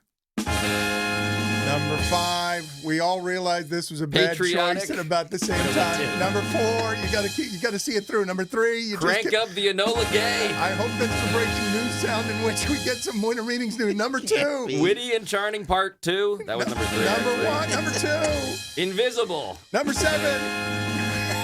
Bulletproof. A terrible list. Pablo found the list, Googled He's it. one of the greatest sports writers of all time. It's a bad list. Oh, no. Will Smith has joined Team USA for the World Baseball Classic in 2026. Pablo, take us inside of your inner monologue. When did you realize? Because I heard the benevolent. When I said benevolent, I was like, oh no, he's not playing the same game that we're playing. I heard the nerves in your voice on somewhere around number 9. Your voice started shaking. When his reference pull the ripcord from its lack of confidence. So has Bryce Turang. I don't know that fool. Yo, it's my he's gimmick. really good, Tony. He's really good. It was actually when he referenced the Enola Gay, and I was like, this is not going to play in the room. You guys know what the Enola Gay is? No, we don't. Would Rod first have been better than Hog first? The sister of Ben Gay is all I can think of. The Enola Gay was a ship that got redacted during some of the recent censorship that was going on in the government around the word gay. Amin, what did you have here or elsewhere? It dropped the atomic bomb. That's what the Enola Gay was. It was the bomber that dropped the first atomic bomb. Did you know that before it got redacted? Can we move on? Amin, what did you have here? I've got your levels of drunk, Dan. A better level than better. Dan Jenkins? Benevolent isn't on it? No benevolence. Hold on a second. Zaz, go through there and see what penalty fits for Pablo there, and let's kick him out of the room for a couple of minutes based on going to a Dan Jenkins list that he hadn't vetted before he started reading it. Find the penalty that gets Pablo the hell out of this room. Minor penalty, 2 minutes. Accidental racism. No, Zaz. What? You can do so much. Zaz. What happened? You had 5 choices. Zaz, you got 100 choices in front of you. That's not one of them. I'm the fairness, captain the now. Enola Gay was a problematic, character in the story of the Japanese people. So Stopping the show. Okay, there it is. Gunnar another one of Henderson these? has joined Team USA for the upcoming World Baseball Classic. You gave him positive reinforcement. I shouldn't have given him. I should not have given him any access to power. I mean, what? Go ahead. How many do you have in the tiers of buzzed? I've got 9 levels. All right. So it starts with. You couldn't come up with a 10th. No. Just to. You have Greg. You have Greg Cody on there. I don't. I should. There you go. There's you your know 10. what? I'll add Number it. 10 right That's there. number 10. All right. All right. So it starts with buzzed. Solid. Good answer. Then you're tipsy. Then you're nice. As I said before, that's where you want to be. Same as feeling good? Yeah. Then you're drunk. That's when you take that one shot after you're nice and you're like, I'm trying to maintain, but you can never maintain. You cross over to drunk. Then obnoxious. We all know that. Then brownout. What's brownout? Brownout is you're functional, but you're not all the way there. But like people would not be able to know that you're absolutely out of your mind because you're functional. But the reality is you're out of your mind. After brownout, you get faced. You skipped over let's go to the strip club. I'm trying to be inclusive. After face, you get blackout. How's that not the end? Because then there's one more level, leaving Las Vegas. And then Greg Cody. No belligerent. Greg belligerent was the word I was trying to think much of. better than Dan Jenkins' list. What about who wants Taco Bell? What about I'm good to drive? Somewhere. Whoa! Who said that?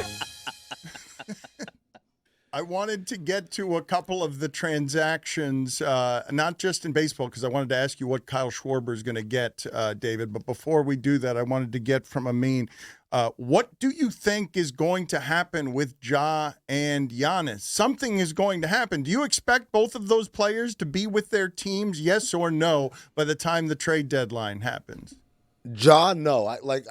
The everything has been set up, as I said, from before the season started. You can't have a coach run a system that your star player hates unless you just don't care about your star player.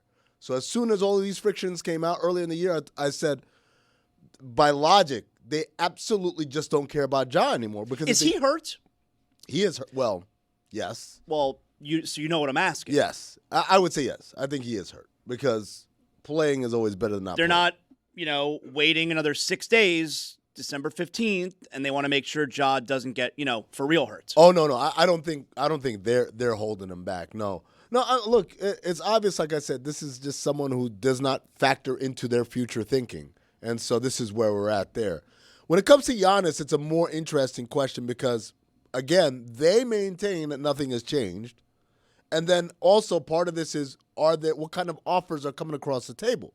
They learned from the Dallas Mavericks situation, if we're going to do this, we got to have the absolute highest caliber auction going on. Can you help me with precedents for what it is we're witnessing on Ja Morant's front? I don't have a lot of examples off the top of my head of somebody who a couple of years ago is being talked about as possible face of the league. They're obviously ascending. Memphis might be a challenger to Golden State, and then a couple of years later, there aren't drug problems, there are maturity problems, and that player can now be had for pennies on the dollar. What are the comps there? Like, what? Give me all the precedent that you guys have on this is going to be the face of the league. We're going to put it up there with Anthony Edwards. Oh, never mind. Oh, he was before Anthony Edwards. Anthony Edwards is the guy who came in and filled the vacuum because Ja Morant could not stop getting in trouble that very few people had sympathy for. It's stunning to be the guy who, like, I don't want to dismiss his fans, who I assume still exist somewhere, but, like, it's just remarkable how widely unpopular Ja Morant has become entirely because he's been doing stuff that just, it ranks as just dumbass stupid. Like, that is... Isn't that how you become wildly unpopular? By brandishing guns on live Instagram, by disrespecting your coach, your organization, by not being a winner, by being physically hurt half the time. He and Zion Williamson, to me, are now on the same page. They are just two busts. But no matter, the part that I guess I'm asking you, Amin, is to help me, young player with such obvious physical gifts and explosion that all of us are saying, I can't wait to see what this becomes. Is it going to be what takes over the league? A couple of years later, can't play. Grant Hill. But can't, okay, injury. Ben Simmons. Grant Hill. Yeah, that's another good one. Brandon Roy was another good one. I mean, a lot of times these examples aren't, he what a dumbass. It's usually he got hurt again and again and again. And so there are a lot of names like that. Penny Hardaway is another one. I mean, I felt like that whole post-Jordan the first time era was all these guys who had potential, but then they got hurt and they couldn't live up to Forgive it. me, though. I am making a distinction here, though. Injury, to me, doesn't qualify in this conversation. It's random. It's guy can't play. So it's Ben Simmons. Doesn't have value as a player, and it's not because he's hurt. And when Zaz asks Amin, is he hurt? I don't know if he's asking physically or emotionally, but the answer is yes. Whatever's happening there with Ja Morant, he's hurt in a way that doesn't seem physical. He's not a player people want right now because they don't trust him, and I don't have a lot of comps for that aren't drug-related. Well, Milton Bradley. Dan, the reason for Ja, right, because it's complicated. Injury is a part of his story. He hasn't been available in part because he gets hurt quite often. He doesn't have the biggest frame. Style of play is a problem because his inability to shoot consistently makes the game a little bit more of a liability, more tough to build around than what we're seeing from the other great guards of his position, who they can all shoot. And then it's like the seemingness of, do you get it?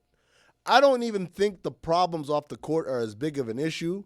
Well, the problem is he doesn't seem to understand that it's a problem, and the people around him do not behave as though it's a problem. And so those are the problems. But if Ja Morant were healthy, or if Ja Morant, through the course of these injuries, had come back with a heater for a jump shot, man, those conversations, people are willing to look past a lot. I'll quote the great Mike D'Antoni, who said, I'll play Satan if he can hit a jump shot. Like this idea of like, oh my God, he was brandishing guns on Instagram Live. NBA people don't care about that for real. They care when it affects your availability. They care when they're also not a good player anymore. Right, like they care, or that you're hurt, or that.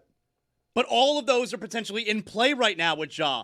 Let me put it this way. If Giannis had a flashing guns on Instagram scandal, you guys think, well, not anymore. Of course, everyone would leap for it. Okay, but the thing that I just want to stop you on, because I'm having trouble with this even as you guys name names, okay?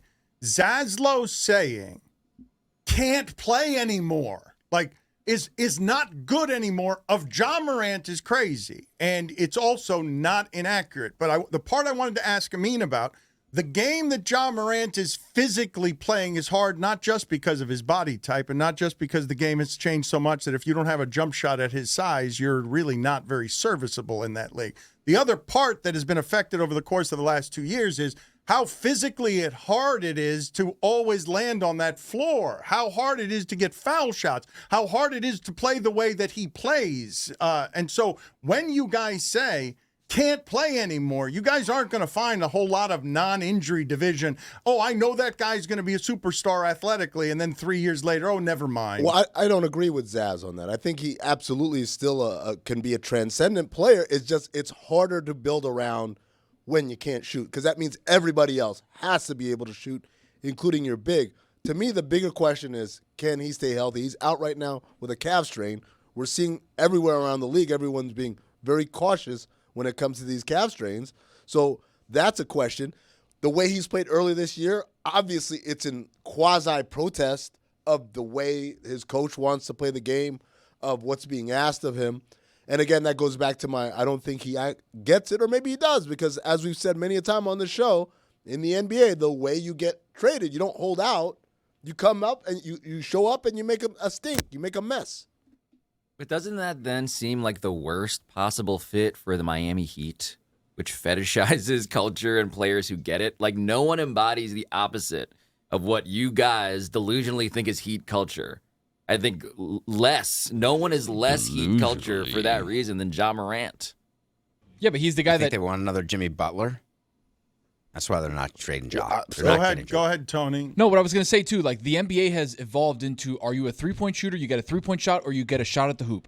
And every single season of Ja's career, he's taken less and less shots at the hoop by percentage, and it's not close. Like, it's big-time jumps of 5%, 10%, 15%, where at some point he was shooting 45 to 50% of his shots at the hoop, and now it's in like the 20s or 15s. So it doesn't get to the basket anymore. Yeah, it doesn't get to the basket. That's the part I'm talking about. When if all of a sudden Ja Morant, the distinction that the two of you are making between Zaz saying isn't any good anymore and Amin saying can still be transcendent. Not if he's not willing to go neck first to the rim 20 times a game. He can't be transcendent. I mean, if he's decided he's been paid enough that he doesn't want any more to fall on the floor and is going to take jump shots, his jump shot's not good enough for him to be transcendent anymore. Yeah, I mean, and I think that all comes back down to his comfort level where he's at. And is he incapable of getting to the rim, or is this a conscious decision where he's making? But to go back to what David said, oh, they don't want another Jimmy Butler. They'll take another Jimmy Butler if they're going to get to the finals 2 times. If you're going to compete at the highest level. Bringing them to the finals. Hold on. You would have said the same thing about Jimmy Butler 6 years ago. You would have said the same exact. I know, because everybody on this show said it. When I told them he's a superstar, they're like, Jimmy Butler's not a superstar. But the reality is, talent wins in this league. And Pablo, you said Miami fetishizes the rigidness and all that. You know what else they fetishize? Second chances. Reclamation projects. This organization, it's like a third chance for Ja. They love. Well, it's a second chance because anything that happens in your first organization, you steamrolling everybody. When you get somewhere else, that's when you realize, oh, I'm expendable, and so that's usually when you get the best version of someone, is when they get to that next opportunity. But to answer the question, they really have a track record of getting guys that people have given up on, either because of injury or because of attitude or whatever it is, and getting pretty much a lot of success out of it. Getting the best version of them. I would say that probably Mike Ryan, who hasn't watched a whole lot of Heat basketball over the course of the last 2 years, I would guess that he probably was arguing that James Harden and Kyrie Irving weren't culture guys, and I imagine they would have done pretty well in Heat uniforms, both of them. Yeah, we've done this before. I guess Russell Westbrook, I think most people were kind of anticipating what I think some of the conversation around Ja Morant is, which is not only is he the occasional malcontent, but he's also highly reliant on his athleticism. I will say Russell Westbrook and Ja Morant, I mean, you can back this up, built very differently. And I think Russell's athleticism probably lasted longer than most people would handicap. But I think that's a real thing. I think that culture fit is a real thing.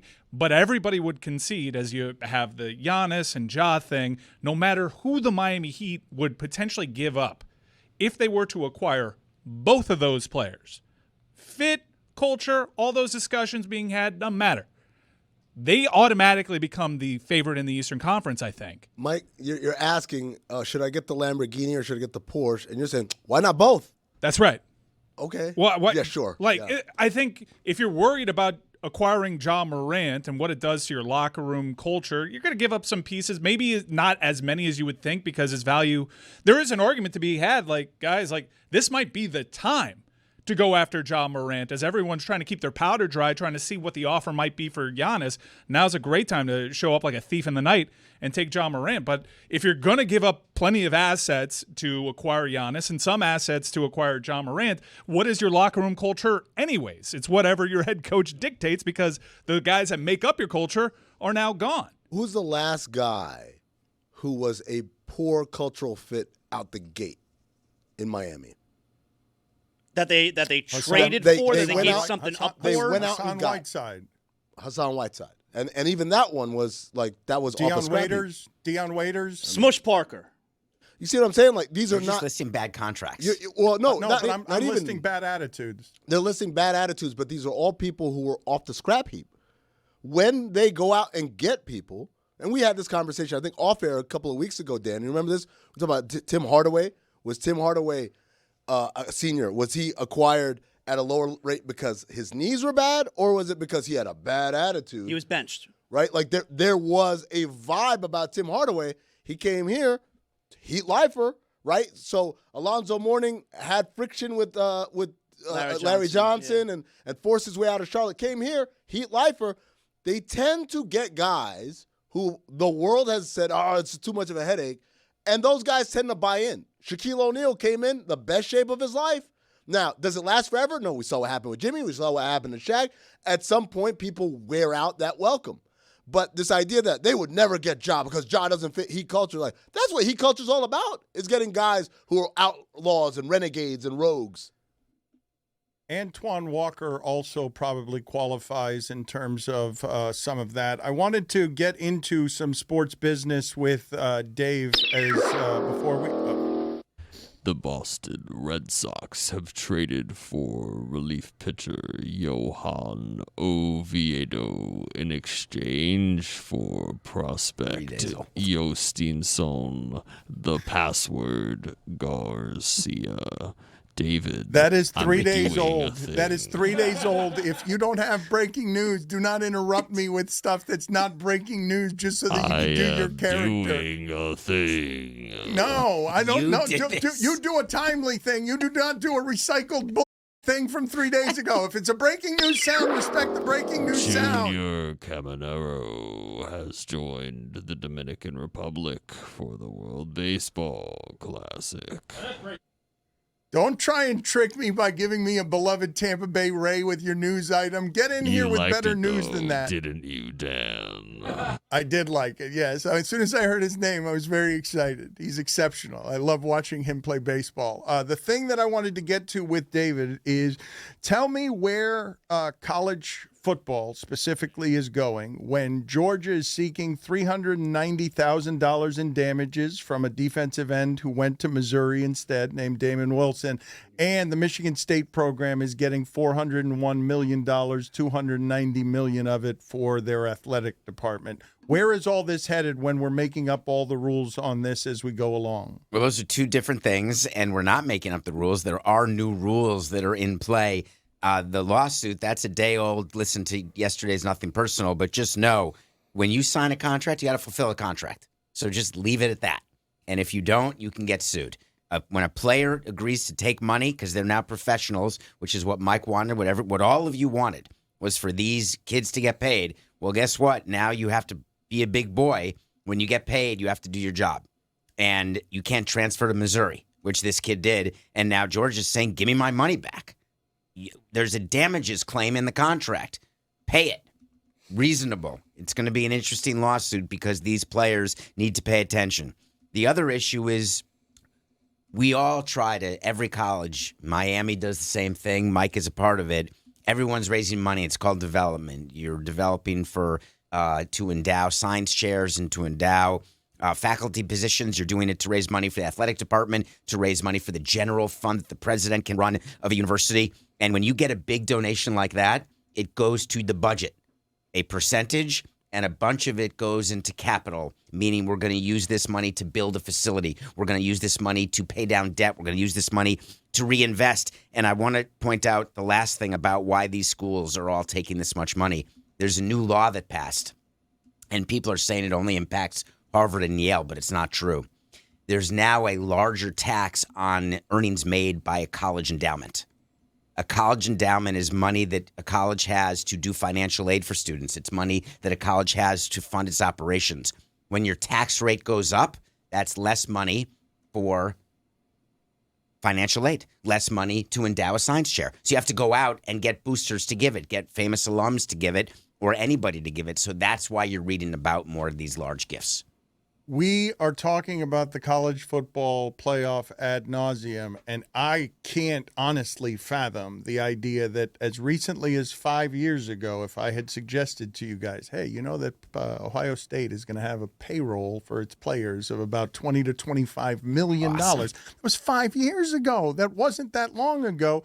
Once the money starts pouring in from boosters who want to do what Phil Knight did at Oregon, where just rich people want to have athletic department toys, I told you yesterday, Missouri and Vanderbilt and Indiana and Texas Tech just had the best seasons in program history. Vanderbilt's been playing since 1890, because you can get in the game like that if you have somebody who has money. But the thing that I am worried about is that in that search for more money that David is describing, at a certain point, you run out of wealthy alumni who are there to give gifts, who are there to donate. And Never. Then you have their kids get into the school. No, but David, the whole point is that there are competitive advantages that some schools have that others will not. It's not an even playing field in which everybody has access to the same class of booster alumnus.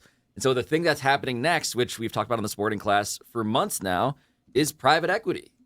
And what happens then when they are now operating every program like an actual straight-up business in which you can invest?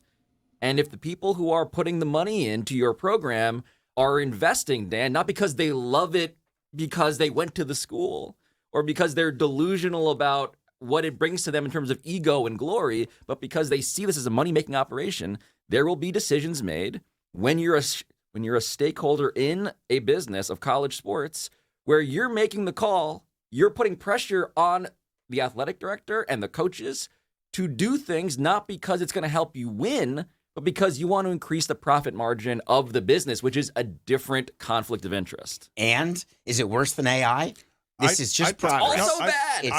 Everything's bad to you. I'm not interested actually in talking about the scary portion of it. I'm actually interested in just asking you, if we've gone in 5 years from, you can't imagine these guys being paid to Ohio State as your champion and they've got a payroll of between 20 and 25 million. If that's what's happened in 5 years, I think we'd all agree that to be the champion of the second biggest sport that we have in America, any program would pay $25 million for that. Where's this going to be in 5 years? Like, if that's the acceleration rate for the first 5 years, where are we going to be in 10? It will be a professional league. It's what I've been saying. But what will since the dollar bounce be? You'll have a payroll. It'll be a payroll of what the revenues can withstand. Could it be $100 million, $150 million payroll for a college team? Of course it could. But then the question is, do you ever cap the salaries, right? Which means you have to collectively bargain with There'll be a union. employees, which means you need contracts, which means you need unions, which means you're back in the place that has pro sports also dealing with the same shit we've been talking about for decades. Like, it's becoming the same thing. Yep. And that is not great. I dare say. You wanted it. I didn't want it in this way. Sorry. I think it's just untenable to not pay the athletes. You're too much. You only want what you can have that's perfect for you.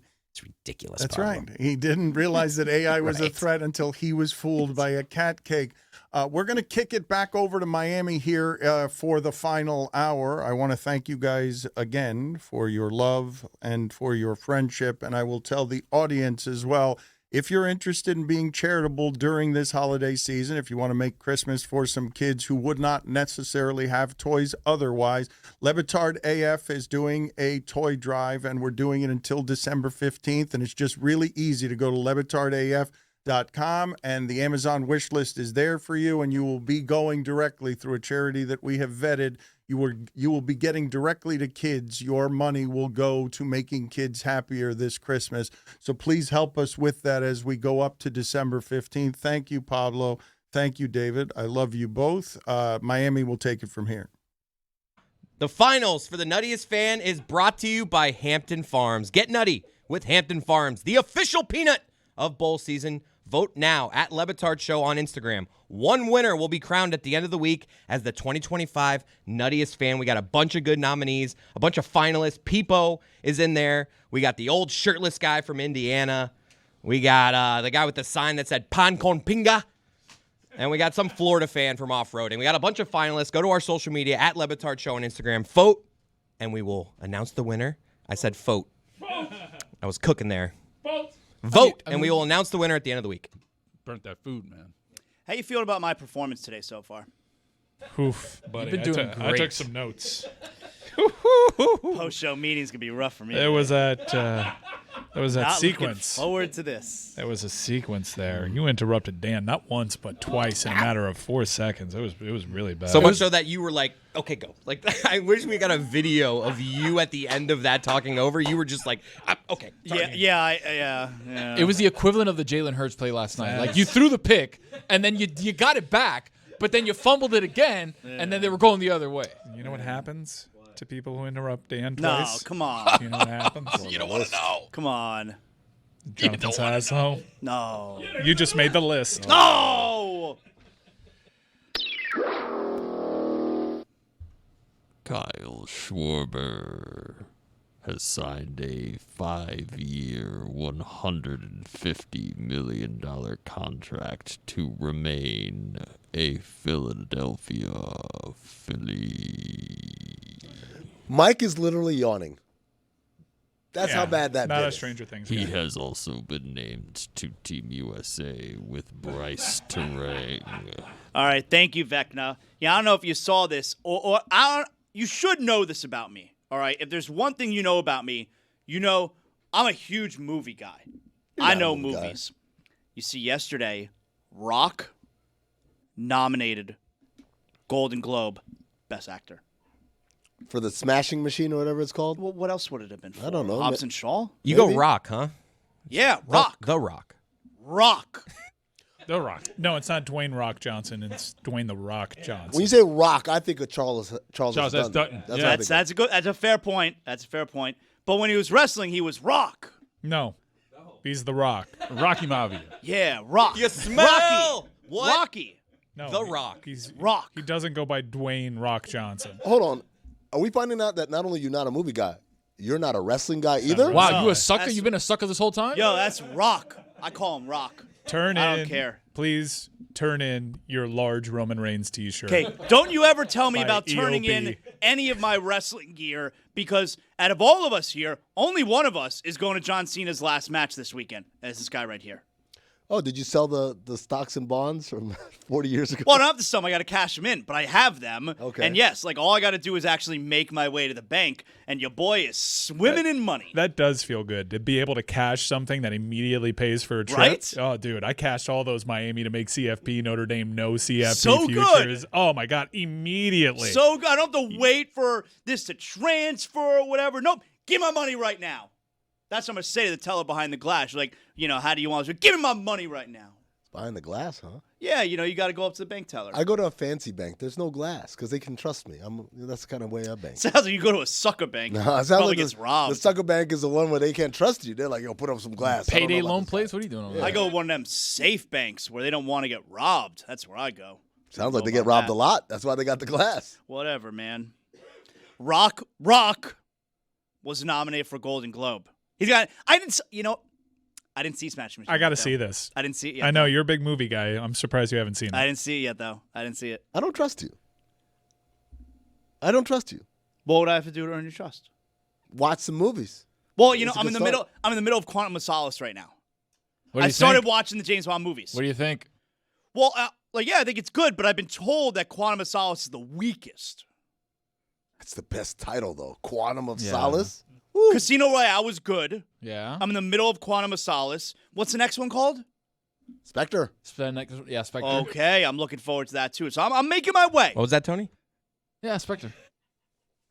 What do you do? What, you just got here? You're going to do that from that corner? You Don't should you dare. know. Don't you dare. You should do it to Chris. You should know. Do it to Chris. Come on. Oh, he's on the list. Wow. Zaz, I look want to at play that. a game with you. Oh, I love games. I'm great at games. Yo, you seen that movie? Yeah, I'm good at that game. Let's do it. Do we have some like movie music? Can we get some fun movie music Get here? some Tinseltown. Yeah, come on. Let's go. Amin's ready for me. Well, I'm ready. Yo, you seen that? You got to give him a second. Yeah, no, I'll filibuster. Yo, you seen You know that what movie? happens to people that don't give Roy a second to fill? Yo, don't do that, man. 2 times? Don't do that. I'm only there once. Been written up. Yo, you seen that movie is brought to you by Cinephobe, the podcast where we watch movies that are poorly rated on Rotten Tomatoes to try to ascertain whether they're accurately rated or maybe they get a fair shake. Cinephobe, wherever you get podcasts. Produced by Anthony Mays. We're going to start with this is a softball for some people. For other people, though, might be off the beaten path. As we continue to filibuster. Keep filibustering. I'm filibustering. I mean, this better be some perfect movie By the way, music, I'll tell you what. this week on Cinephobe, we got Rush Hour 3 coming out. You seen Rush Hour 3, by the way? I've never seen any Rush Hour. We haven't played that game yet. Oh, well. Whatever. All right. Well, we're off to a bad we're up start. well, no, this wasn't the game. That was I just me volunteered that information. That's not part of the game, Tony. making conversation, Tony. I'm just making conversation. Freddy Krueger has chimed in there.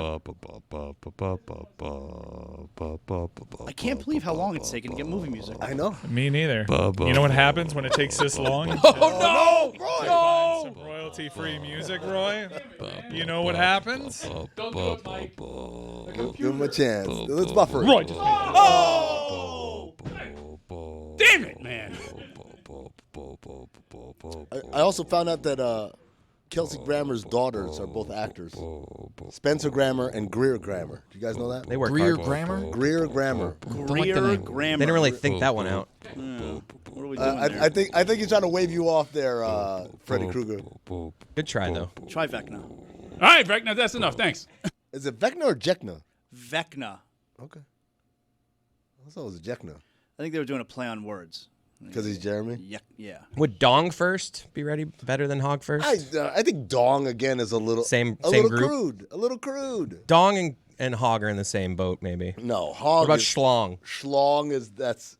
Walking past someone, hog first while putting your hands on their shoulders. I don't even know what I would do if someone they did that to don't me. get up. If Why someone you- put their hands on my shoulders You walking guys past me. keep ignoring the pivotal piece of information, which is I'm trying to walk through this aisle and you're not getting up. How are you not more upset about that? You guys are like, oh, I can't believe you do that. Like, I can't believe this person wouldn't get up. Yes, okay, but part of it also is I don't like the idea of my hog being right in front of this random dude's face. No one said it was a dude, but also through a stranger's face. Neither do I. But I have to be prepared. They struck first blood, though, which is what Amin's saying. They Exactly. struck first blood, so he has to retaliate even more. Have you seen First Blood? I've not seen First Blood. We're not even playing the game yet. It's on my list, though. You know that. All right. But you can go back first and you crop dust them on your way out. No, you know what? There's just too much pressure on that situation.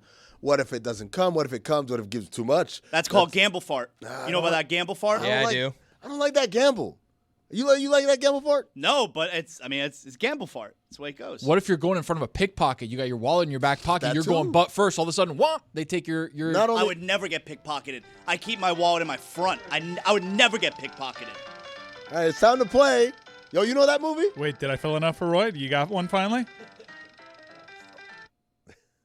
Go hit it. Yeah. Why'd we kill it? Write his name down again. This is Etta James? What is this? At Yeah. Fake at last. Zaz? Yeah. Yo, you know about that Paid in Full? No. Never seen Paid in Full. I don't even know that I've heard of that. Paid in Full? You've never heard of Who's Paid in in Full? that? Mekhi Phifer, Cameron, Wood Harris. Man, I didn't see that movie. I don't like this music whatsoever. Three times That's for a Roy? third time on the list. 5 minutes to get this one right. God First damn it, man. 3-timer, just like Tyrese Maxey on the MVP of the day list. Zaz, I've been coughing. A lot of people think it might be contagious. Yeah, I'm a little worried about that. Have you ever seen the movie Outbreak? Of course. Who's in it? Michael Rappaport. That's not the first name. It is. He's like patient zero. That is the first person. We I don't say think his of. name around here. Sorry. Is that the one they showed in health class? I feel like I watched Outbreak. Was it that one with the monkey got the disease? Yeah. Renee Michael Rappaport's in Russo. He's patient zero. Dustin I think I watched that in high Hoffman. school. Outbreak. My dad showed my kids Outbreak during the pandemic, and I was like, "What are you Good doing? parenting. What are you doing?" He's like, Outbreak's this a good is movie. Relevant. All right. So you're 1 for 2. Okay. Haven't seen Paid in Full, but you have seen Outbreak. What about Collateral Damage? Yes. Who's in it? Arnold Schwarzenegger. What's the premise? It has to do with like war and someone dies as collateral damage. Oh, here we go. Yeah, that's Welcome boys. to the movie. We I have think clocked that at 6.5 minutes. We finally got there, everybody. I think they kidnap his daughter. Nah, you ain't seen that movie. I have seen it. Though. No, you're doing the thing. Has he said 25 one years thing old. right Isn't that yet? Commando? I don't know what he's talking No, he's about. 25 years old. Why do I remember the plot of random Arnold Schwarzenegger movie? I've seen it. End of Days. Of course, I've seen that. What's that They one about? kidnap his daughter in True Lies. They kidnap That his is true. wife in Two Lies. No, the No, daughter. the daughter's on top of Remember, the she's airplane. hanging over like the Scott. Yeah, at the end, he's holding her up. Eliza You know about Dushku. that Eliza Dushku? Really young Eliza Dushku. Well, now you made it creepy. Bring it on. Is she in that? Yep. And Is she in Chris Go would see a know, I movie. guess. See, it's funny. I think of Gabby Union when I think of Bring It On. Two I think I've heard Americans. too. Have you seen Step Up? Of course, Who's in that? it's like the dancing. It's the dancing. That's how Yeah, you do it. yeah. Channing Tatum. Channing Tatum is I in think it. it's his first movie. Ever since I saw Bring It On, I've always wanted to flirt with someone while brushing my teeth. Yeah. You know, like Kirsten Dunst Yeah. and that guy, Elijah Dushku's brother. How does it get cold in here if there's shamrocks in the atmosphere? Speaking of Kirsten Dunst, Interview with the Vampire. Yup, that's right. Who's in it? Brad Pitt. Uh-huh. Tom Cruise. Yes. Of course I've seen it. We have to Oh, we have no, to do something Zaz. here because I like the movie Outbreak, and Michael Rappaport's appearance in that movie would ruin that movie for him. So I would have thought I remembered that, and Jekna looked it up. He was not in that movie. Okay, you're wrong because he 1,000% was. He's patient zero. I was fed something in my ear. Yeah, you're wrong. And the person who fed it to you in your ear is also wrong. I thought it was the dude from the TLC video. Okay, but it's not. Relax. All right, hold on. We got to get to the bottom of this. Yep. Is he in the movie I'm or on is he top not of in it. the You can movie? get to the bottom, but I'm on top of literally it. can't see. I cannot look up anything for you. He's patient zero.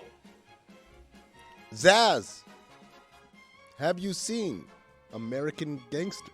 Yes. He had COVID in 2020 too. That's close enough to the Outbreak. Yeah, but I don't think he's in the movie. Yo, Mike- you play me for a sucker. I don't like it. He's not in the movie. Yes, I have seen the movie you just said. What movie was that? American Gangster. Oh, okay, who's in Denzel it? Washington. He shoots Stringer Bell right in the street in front of everybody. Why? Because how much does he want? Well, he wanted his money. I know, but how much a percent? I don't remember that. Let's Want 20%. let's update or let's upgrade the difficulty here. Zaz. All right, come on. In 2006, there were two really well-regarded movies that had the same premise about magicians. What were the two movies? I thought you were going to go with the Deep Impact Armageddon, but that was No. before 2006. Okay, say it again to me.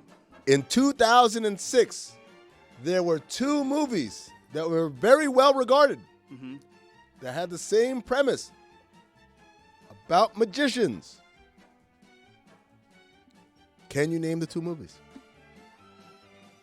Was The Prestige back in 06? The Prestige is one of those movies. What was the other one? About magicians. I don't know if I know the other one.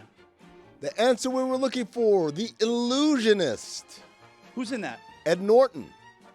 I don't know if I've seen that. I Yes. gotta be honest. We I could don't tell. know. Michael Rappaport is not in the 1995 film Okay, Outbreak. he 1,000% is. Do you understand what 1,000% is? Yeah, it means 1,000% would it means show up in the. I'm right. Oh yeah, look it up. I don't. You look it up on the IMDb. See if Michael Rappaport is in the 1995 film. Let's bet. IMDb. Let's bet. Then you win. Let's bet. Yes, let us Let's bet. bet. Let's bet. Put his name back down. Guess who's no longer going to see John Cena? As if you ever could. Guess who's going to be wrong in front of everybody? His name's Mike Ryan. Do you know what happens? Don't. Do you know what happens? Fourth time? Do you know what happens? Oh, no. To people who hijack the show with an incorrect take about Michael Rappaport being in the 1995 film Outbreak. Do you know what happens? I know what happens when they're right, and that's me. Do you know what happens when they're wrong? Now, I am finding this very weird, where AI on Google is saying Michael Rappaport isn't in the famous 1995 Outbreak movie, but I'm still going to go with he was in it. Also, you don't understand how Patient Zero's work because Patient Zero was the monkey. Yeah. But he was with the monkey. Patient Zero is who the cure comes from. Came from the monkey.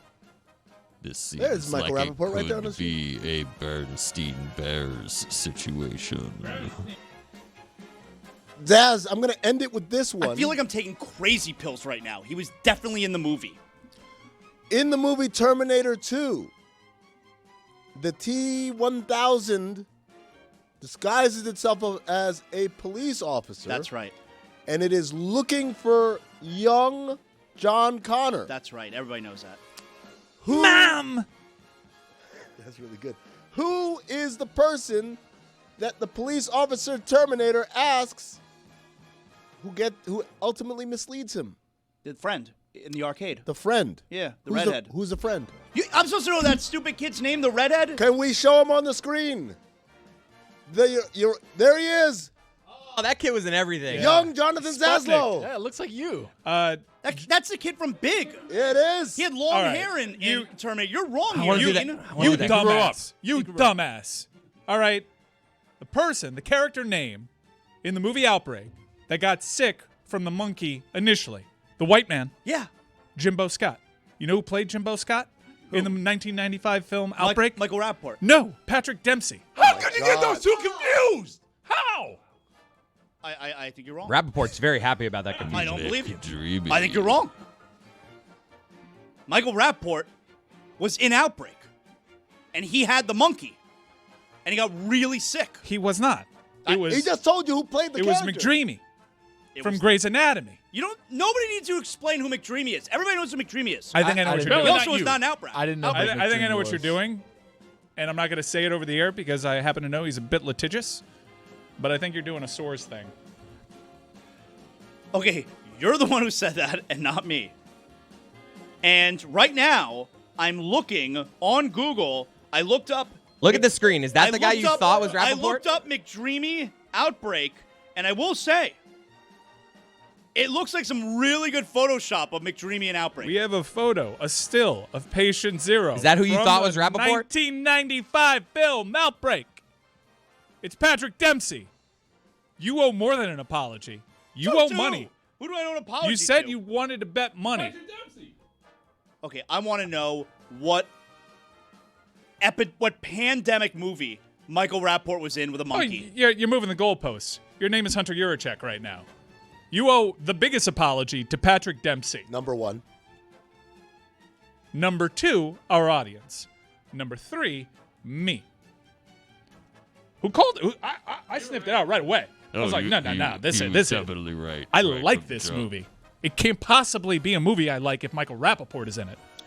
You never seen Beautiful Girls? That's a good movie.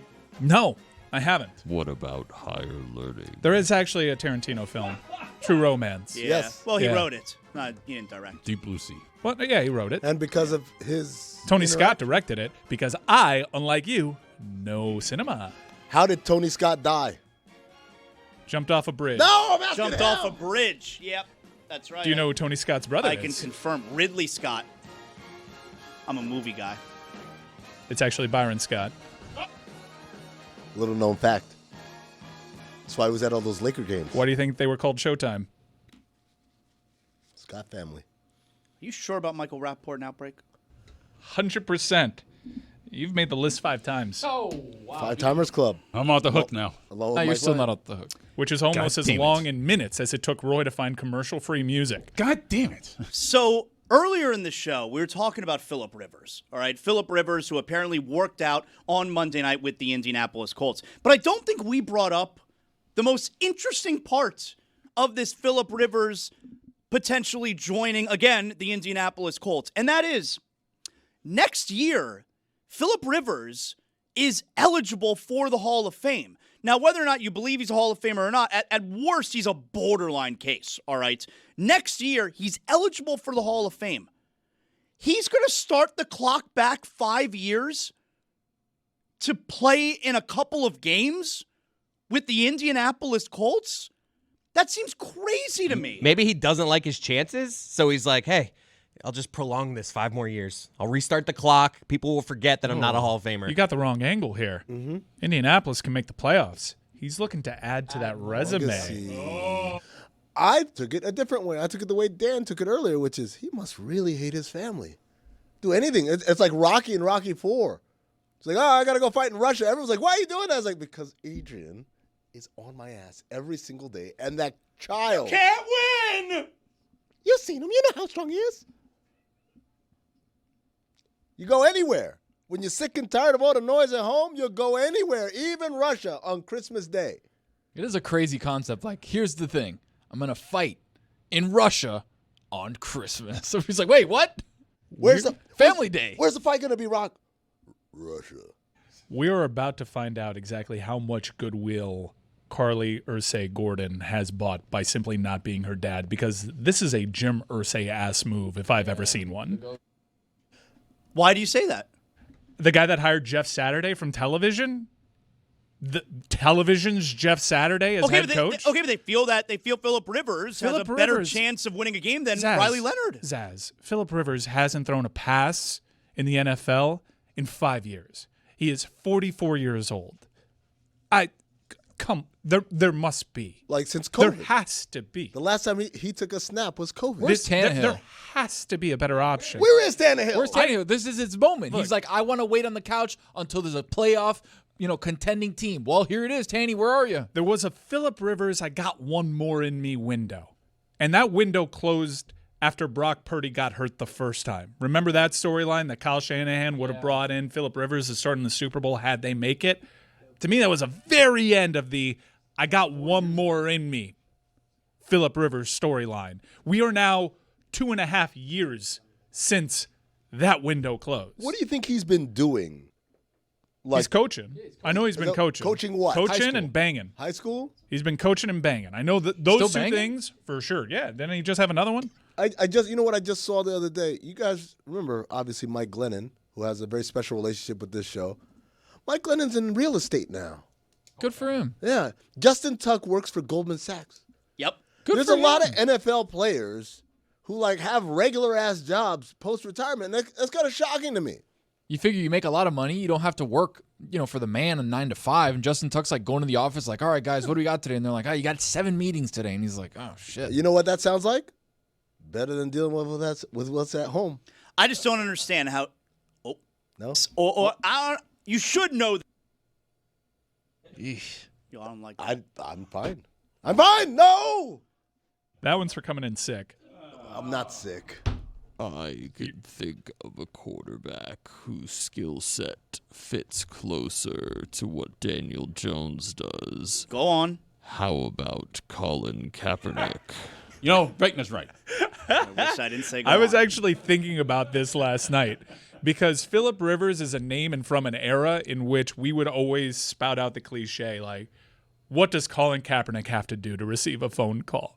And when Phillip Rivers came around, it's the first time I've thought about Colin Kaepernick in a good year and a half.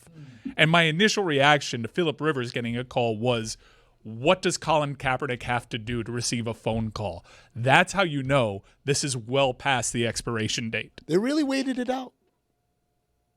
It is pretty incredible. They just waited it out.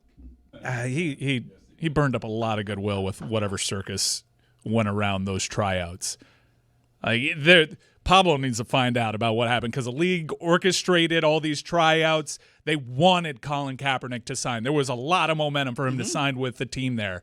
And the general feeling is like maybe he didn't want it as bad. Maybe it was better for him to be a martyr because and the league was put in a position where they couldn't come out and reveal really what happened there. But it was kind of a circus. Yeah, let's defend the league. So his history wasn't great. Wait a second. Hold on. What was that, Vecna? Vecna's not supposed to laugh. I have a great Zagacki. Did you guys see after the game last night? So the Eagles lost, their third in a row, I think it was. Yeah. Eagles lost their third in a row last night. Cowboys still in the mix of that division. I like it. Still in the hunt. But the Chargers got a huge win last night in a game that they turned the ball over 5 times. Justin Herbert was not good last night. Justin Herbert barely threw for over 100 yards. He was under 50% for the game. He was very bad last night. He got sacked 7 times. He's playing hurt, a little bit tough. After the game, did you guys see after the game when Laura Rutledge, she does the on-field interview for Monday Night Football? I mean, did you see this where, she's going to track down the star player right after the game? So Laura Rutledge, she tracks down Justin Herbert after the game. Okay. She wants to have a word, and Herbert, if we have the video here, Herbert was, not really interested. He wasn't really into it. I just want to celebrate with my team. I feel like that has to happen a lot. We just don't see that part of the interview. Is this his first time? But this is not that crazy. I bet this happens all the time. We just usually see it after. Like, no, for some you're reason, right, Amin. You're right. For some reason, they're rolling before the interview starts. Maybe, but also... Well, Laura probably said, okay, I'm ready. But also, is this your first time? Do you not know how this works? The quarterback on Monday Night Football You won the game. They interview you. They give you 2 softball questions. And you keep him he acted like this is going to end by the time he gets, all right, guys, I'm ready. Like, we already did the celebration, bro. And he was short, too. Like, she was like, how you feeling? You're injured your hand? He's like, I feel fine. And what happens on the field there? Celebrating my team. Is confetti about to rain down for a Monday Night Football victory on the field? Grow up. You know what? You're 9-5. Like, grow up. Championship. And by the way, if I could just educate, people out there who don't know the way this works. Teach them. No, but I'll educate people who don't know how this works. Laura Rutledge doesn't just run around and grab a player after the game. This is coordinated. The PR director literally says to her, okay, Justin's ready to go. And then she starts asking him questions. It goes beyond that before the end of the game because the game is in question. We don't know. Both PR directors have handed her a list of names. Sometimes it's one name. Sometimes it's a couple of names. She picks. If it's you guys, then I'll talk to Justin. If it's the other guys, I'll talk to whoever. I'll talk to Jalen Hurts. Boom. The PR directors know as soon as the game is over, they are informing their players, hey, you got to do this 1-2 quick questions with ESPN. The idea that he's like, you know what he reminds me of? It's been like 6 years. You know what he reminds me of? Wait, there's my camera. He reminds me of people sitting at a game when you're trying to walk out the aisle and they won't stand up. This your first time doing this? You know what Laura Rutledge should have done? She should have walked past him. Hug first. Hug first. Teach him a lesson.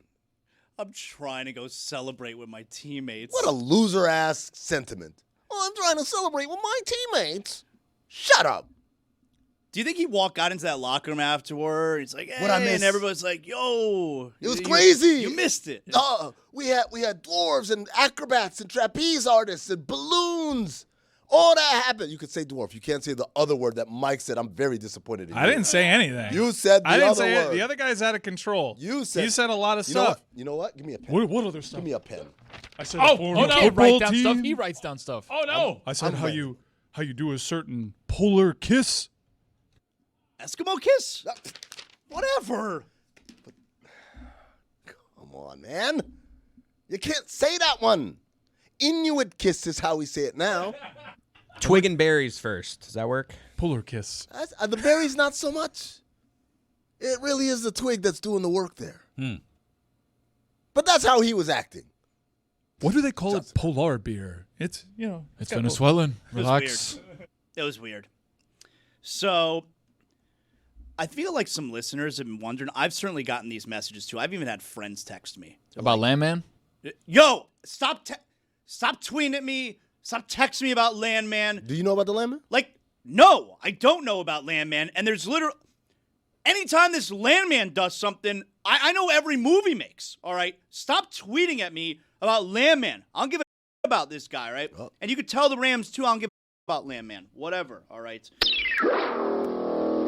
Gunnar Henderson has been added to Team USA. You did that one already, while Sandy Alcantara has been named to the Dominican Republic. So I have been getting messages, though, from listeners who want to drink Jessica Smetana's tears. And they're upset that we haven't spoken to Jess yet. Guys, I love people who are huge fans of the show and they love these characters and fail to pick up on the simple rhythms of she appears every Wednesday, guys. Guest booking. She's on it's just like me on Mondays. Like, I'm here every Monday. That's when the segment is. So tomorrow we're going to drink her tears. Of course. You guys actually have us drinking her tears. Do you know this is the ultimate play of like, oh, I don't care. This doesn't You matter. think she's going to give us her tears? Won't Absolutely give anyone not. tears. Has anyone spoken to her yet? I have not. She doesn't want to hear from me. Like, come on. Like, she doesn't want to hear, like, hey, you guys got screwed by SEC in Alabama. She doesn't want to hear that from me. I will be listening to her Echoes interview with Pete Bavacqua, though. Did they book it? Yeah, I've been searching that feed all damn week. Can I also say Okay, something? so you don't know that she got him. You're expecting. No, they're promoted. They're promoted. Yeah, they got Pete Bavacqua. okay. The still looks like something really bad happened. Like, it's just three faces, Something all bad did sad. happen. Yeah. I've been waiting for this one. I do want to be self-critical, if we may. Go on. Earlier today, with great excitement and exuberance, we played a clip from a Notre Dame live podcast of them live reacting. It was awesome. I didn't know. I knew we had a clip. I knew, it's these guys, right when the announcement happened, their reaction was cool. As soon as it came up on the screen, before we even hit play, I'm looking at it, I'm like, is that a dorm room? Are these children? Are we laughing at children here? Look at this. We'll throw this on the screen. These are kids, man. The one in the bottom with the flag behind him, he's got acne. He sounds like Fernando Mendoza. Yeah, he does. He's like Morty. He sounds like But they Morty. have like a show. No! That's not a show we should be like. Dude, feel if you're bad. streaming a reaction, like, you're asking for it. What do you mean? Kids, man. What are we doing? You know how happy they are we're playing this? These children are asking for it. Are you me? Jeez, Rick. I don't know, Rick. Mike, you got... No! Are you the friend, Amin? Are you the friend? Former Mets closer Edwin Diaz has signed a 3-year, $69 million deal with the Los Angeles Stars. Oh, no more Timmy Trumpets then? No! No! They got another one. They got all the money in the world. Now, Amin, are you the type of friend, because speaking of Jessica coming on the show tomorrow and drinking her tears. Oh, my God. Are you? Oh, yeah. Here's a promotional image. Look at how. They all did the Charles Barkley, Look we need at to start them. a dialogue phase. When you're doing the Charles Barkley, we need to start a dialogue phase. That's enough for me. Gojo. Gojo's the one we need to focus on because I know this space very well. This is Gojo. He has to predetermine, I have to look serious. I know that look. He doesn't know how to look serious. So you don't think they took, smirk, too. You don't think they took a previous photo, like he actually posed for this? Yes, absolutely. I know Mike Golick Jr. very well. That's not someone who can be It's like, serious this is what on we're call. going to use for promotional materials for your sit down with Pete Bavacqua. Yes. So Gojo, here we go. You need to be serious in this one. It's like, okay, hold on. And this is probably the fourth or fifth take. That's not like the You don't first... think you can get it right on the first No. I think this is a screen cap, and that's just the tenor of the conversation the entire time. If you listen to anything Jess does and you go there for tears, it's not going to happen. But this image is enough for me. There is a sadness in her eyes right here. Well, it's a rough 2 years for her. Last year, they get to the national championship, they lose, and now this year, they get, if you want to say snubbed or whatever, but it's a rough couple years. Pete Bavacqua, enough of this guy. For the same thing. First off, ridiculous name. Number two. I get why they're sending him out. Number two. He just gives off personality. Why are we letting him change this narrative? They're not upset about the ACC thing. It's just like a sprinkle on the crap-covered cupcake of what happened to them. They are all mad about being jerked around with the process at the CFP, which I get because Miami should have never been behind them. And they're mad that Greg Sankey's Alabama got in ahead of them. And Pete Bavacqua doesn't have the stones to go at Greg Sankey because, number one, he aspires to have the power that Greg Sankey has. And number two, Greg Sankey actually controls the entire CFP. So instead, he looks over to Jim Phillips, who many have called a cuck, and he sees an easy mark. This is like the scene from Hollywood Shuffle, which I know Zaz has absolutely seen that movie. He is just punching down on Jim Phillips because he can. And if he wants to echo the virtues of a good partner, he is the exact example of a bad partner. They have actually led their fan base to believe that the ACC was saved by Notre Dame in the COVID season of 2020, thinking that the ACC wasn't going to play football unless Notre Dame decided to join the conference temporarily. Go take your Olympic sports, go take your non-revenue sports elsewhere if you think you mean that much. Believe me, if I actually believed Notre Dame could destroy the ACC, I'd be rooting them on from the CFP. But they can't. They got no moves. You know why they're so pissed at USC for breaking that rivalry? Because USC figured this whole scam out. We don't need you to get into the CFP. You need us. Mike, let me ask you a question. We have that memorandum of understanding that kicks in next year that says that if they're in the top 12, they're guaranteed in the CFP. Now, you said something early in the show that kind of went under the radar. I don't understand why that's a thing. Well, that's why he's not going at Greg Sankey, because presently it is a thing. And you know who can make that thing disappear? Greg Sankey. But, Mike, something you said early in the show was that he wasn't even the guy that negotiated that. Yeah, I don't think so. I think they had a different AD. So you really are a clown, Mr. Bavacqua. Like, you just out here yelling. Like, I was going to give him credit, like, at least he got that deal done. But you ain't even do that. You just in here, you're Jerry Krause in this Rod Thorne pick? Huh? That's a Michael Jordan. I have to clarify, like, because I know, like, the previous AD negotiated the whole, like, buy thing, and I don't know if this is an extension of that. Yahoo insinuated Bavacqua got the new deal. Ross Ellinger's a really good reporter, so if Bavacqua did that's great. And look, I do understand why they say, well, you're just jealous of Notre Dame. Yeah, I'm jealous. Notre Dame is an incredible deal. They play about 3 true road games a year. They only have to play. Yeah, they pick Purdue and the bottom of the power conferences to say they play power conference teams.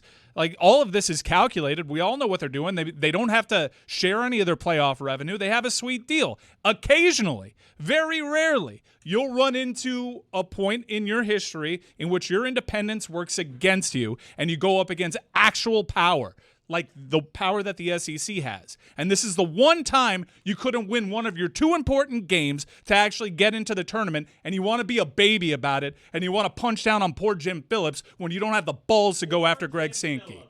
Look, I've thought about it, and I don't understand why I can't find a picture of Michael Rapport from Outbreak. I just don't think it's worth it for Phillip Rivers to come out of retirement and set the clock back 5 years just to take snaps in a few games for a Colts team that's definitely not making the playoffs. It doesn't make any sense to me. Let's bring Juju aboard. Hello, Juju. Good to see you. How you doing? I'm pretty good, brother. I agree with the fellas, man. He not coming back to reset the clock. He's trading in a maybe for a you damn right. Because if he come in with the Colts this year and do anything positive, you're not holding that man out the Hall of Fame. Hall of Fame him right now, sirs. You have other quarterbacks you've thought of that you would like to see get one last chance? Oh, yeah, man. That definitely. As soon as I saw that come across, I was just like, y'all, I'm like, wait a minute. Let me make sure this ain't one of them Luka Shams hacked account situations. And it wasn't. So I instantly thought, all right, I want to see a couple or other quarterbacks take one last ride, ayo. And OLI, I'm going with my boy. It's not possible right now. This is out of the realm of possibility. But I would love to see Jameis Winston get one more starting opportunity in the league. I was rambling like hell. I mean, that was a big ramble by me, and I'm cutting you off. Sorry about that. Every year, Juju, like he kind of does get one last chance every year to start again, no? I want to see it again. Keep him coming. Feed him like Ezekiel Elliott. I kind of want to see him retire and start working for Fox. No. He's going to be great on TV. He is, but I want to see. Love that guy. Number 5, Matt Ryan. He was capital K cooked. He was terrible. Right, Natty Ice, I see you. Number 4, you said it earlier, Ryan Tannehill, man. He messed up his whole thing. He could have been the hero here. If he had just signed up and like, look, Tua's gonna get hurt. When Tua gets hurt, I'm gonna make him forget all about Tua. Been killing He's it. not that good. Would you rather have Ryan Tannehill starting this week or Tua? Tua? You thought about it, though. Number 3, Fitz Magic. Ryan Fitzpatrick. Only if he tells us the truth about the water park. Right. He did not like that. If you can't come clean, then I don't want to hear it. Right. Number 2, come on, man. That's why I wore the jacket today. Big Tom Brady, man. You need him to prove something? Man, yeah, I need him to prove it. Look, I think you the GOAT, but are you really for shizzle the dizzle GOAT? Can you save the Colts?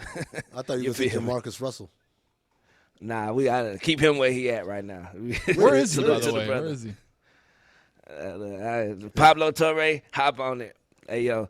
Number 1. On first. Number 1, come on, the general. I don't even know why he ain't get the first call. Andrew Luck. Too busy riding bikes. I ride my bike to work. Also, earlier, I don't think this got enough credit or attention. Mm-hmm. Could you please reiterate what you was iterating about the damn robots using blackmail? Because I was over here like, what the hell? We went back into something else. We went into Phillip Rivers. Right, yeah. Dan was like, oh, this is too serious of a topic. I'm like, what? We just droned on and on about whether truck drivers going to lose their jobs. Meanwhile, the AI is blackmailing people. You guys just sat around. Yeah, I'm scared, bro. I really had a flash in my head like, dang, this is actually happening. But I guess neither here nor there. Congratulations also today to Asia Wilson being named Time Magazine's Athlete of the Year, man. Pam's girlfriend. All right. Well, yes, sir, man. And this was supposed to be her down year. People was talking crap on her earlier in the season, regression year and all that. Man, finals MVP, woman of the year, man. Let's go. So speaking of starters, Juju, Shedeur Sanders named Browns starter for the remainder of the season. Can I just add real quick? Like, you're welcome. You Browns fans get all kinds of mad at Kevin Stefanski and what have you. Fact of the matter is, they got a long look at Dylan Gabriel, and now they're getting a long look at Shedeur Sanders. Like, kind of seems like it worked out pretty good. Yeah, but the reason I wanted to talk about this is because I wanted to take a page out of your book, Zastradamus.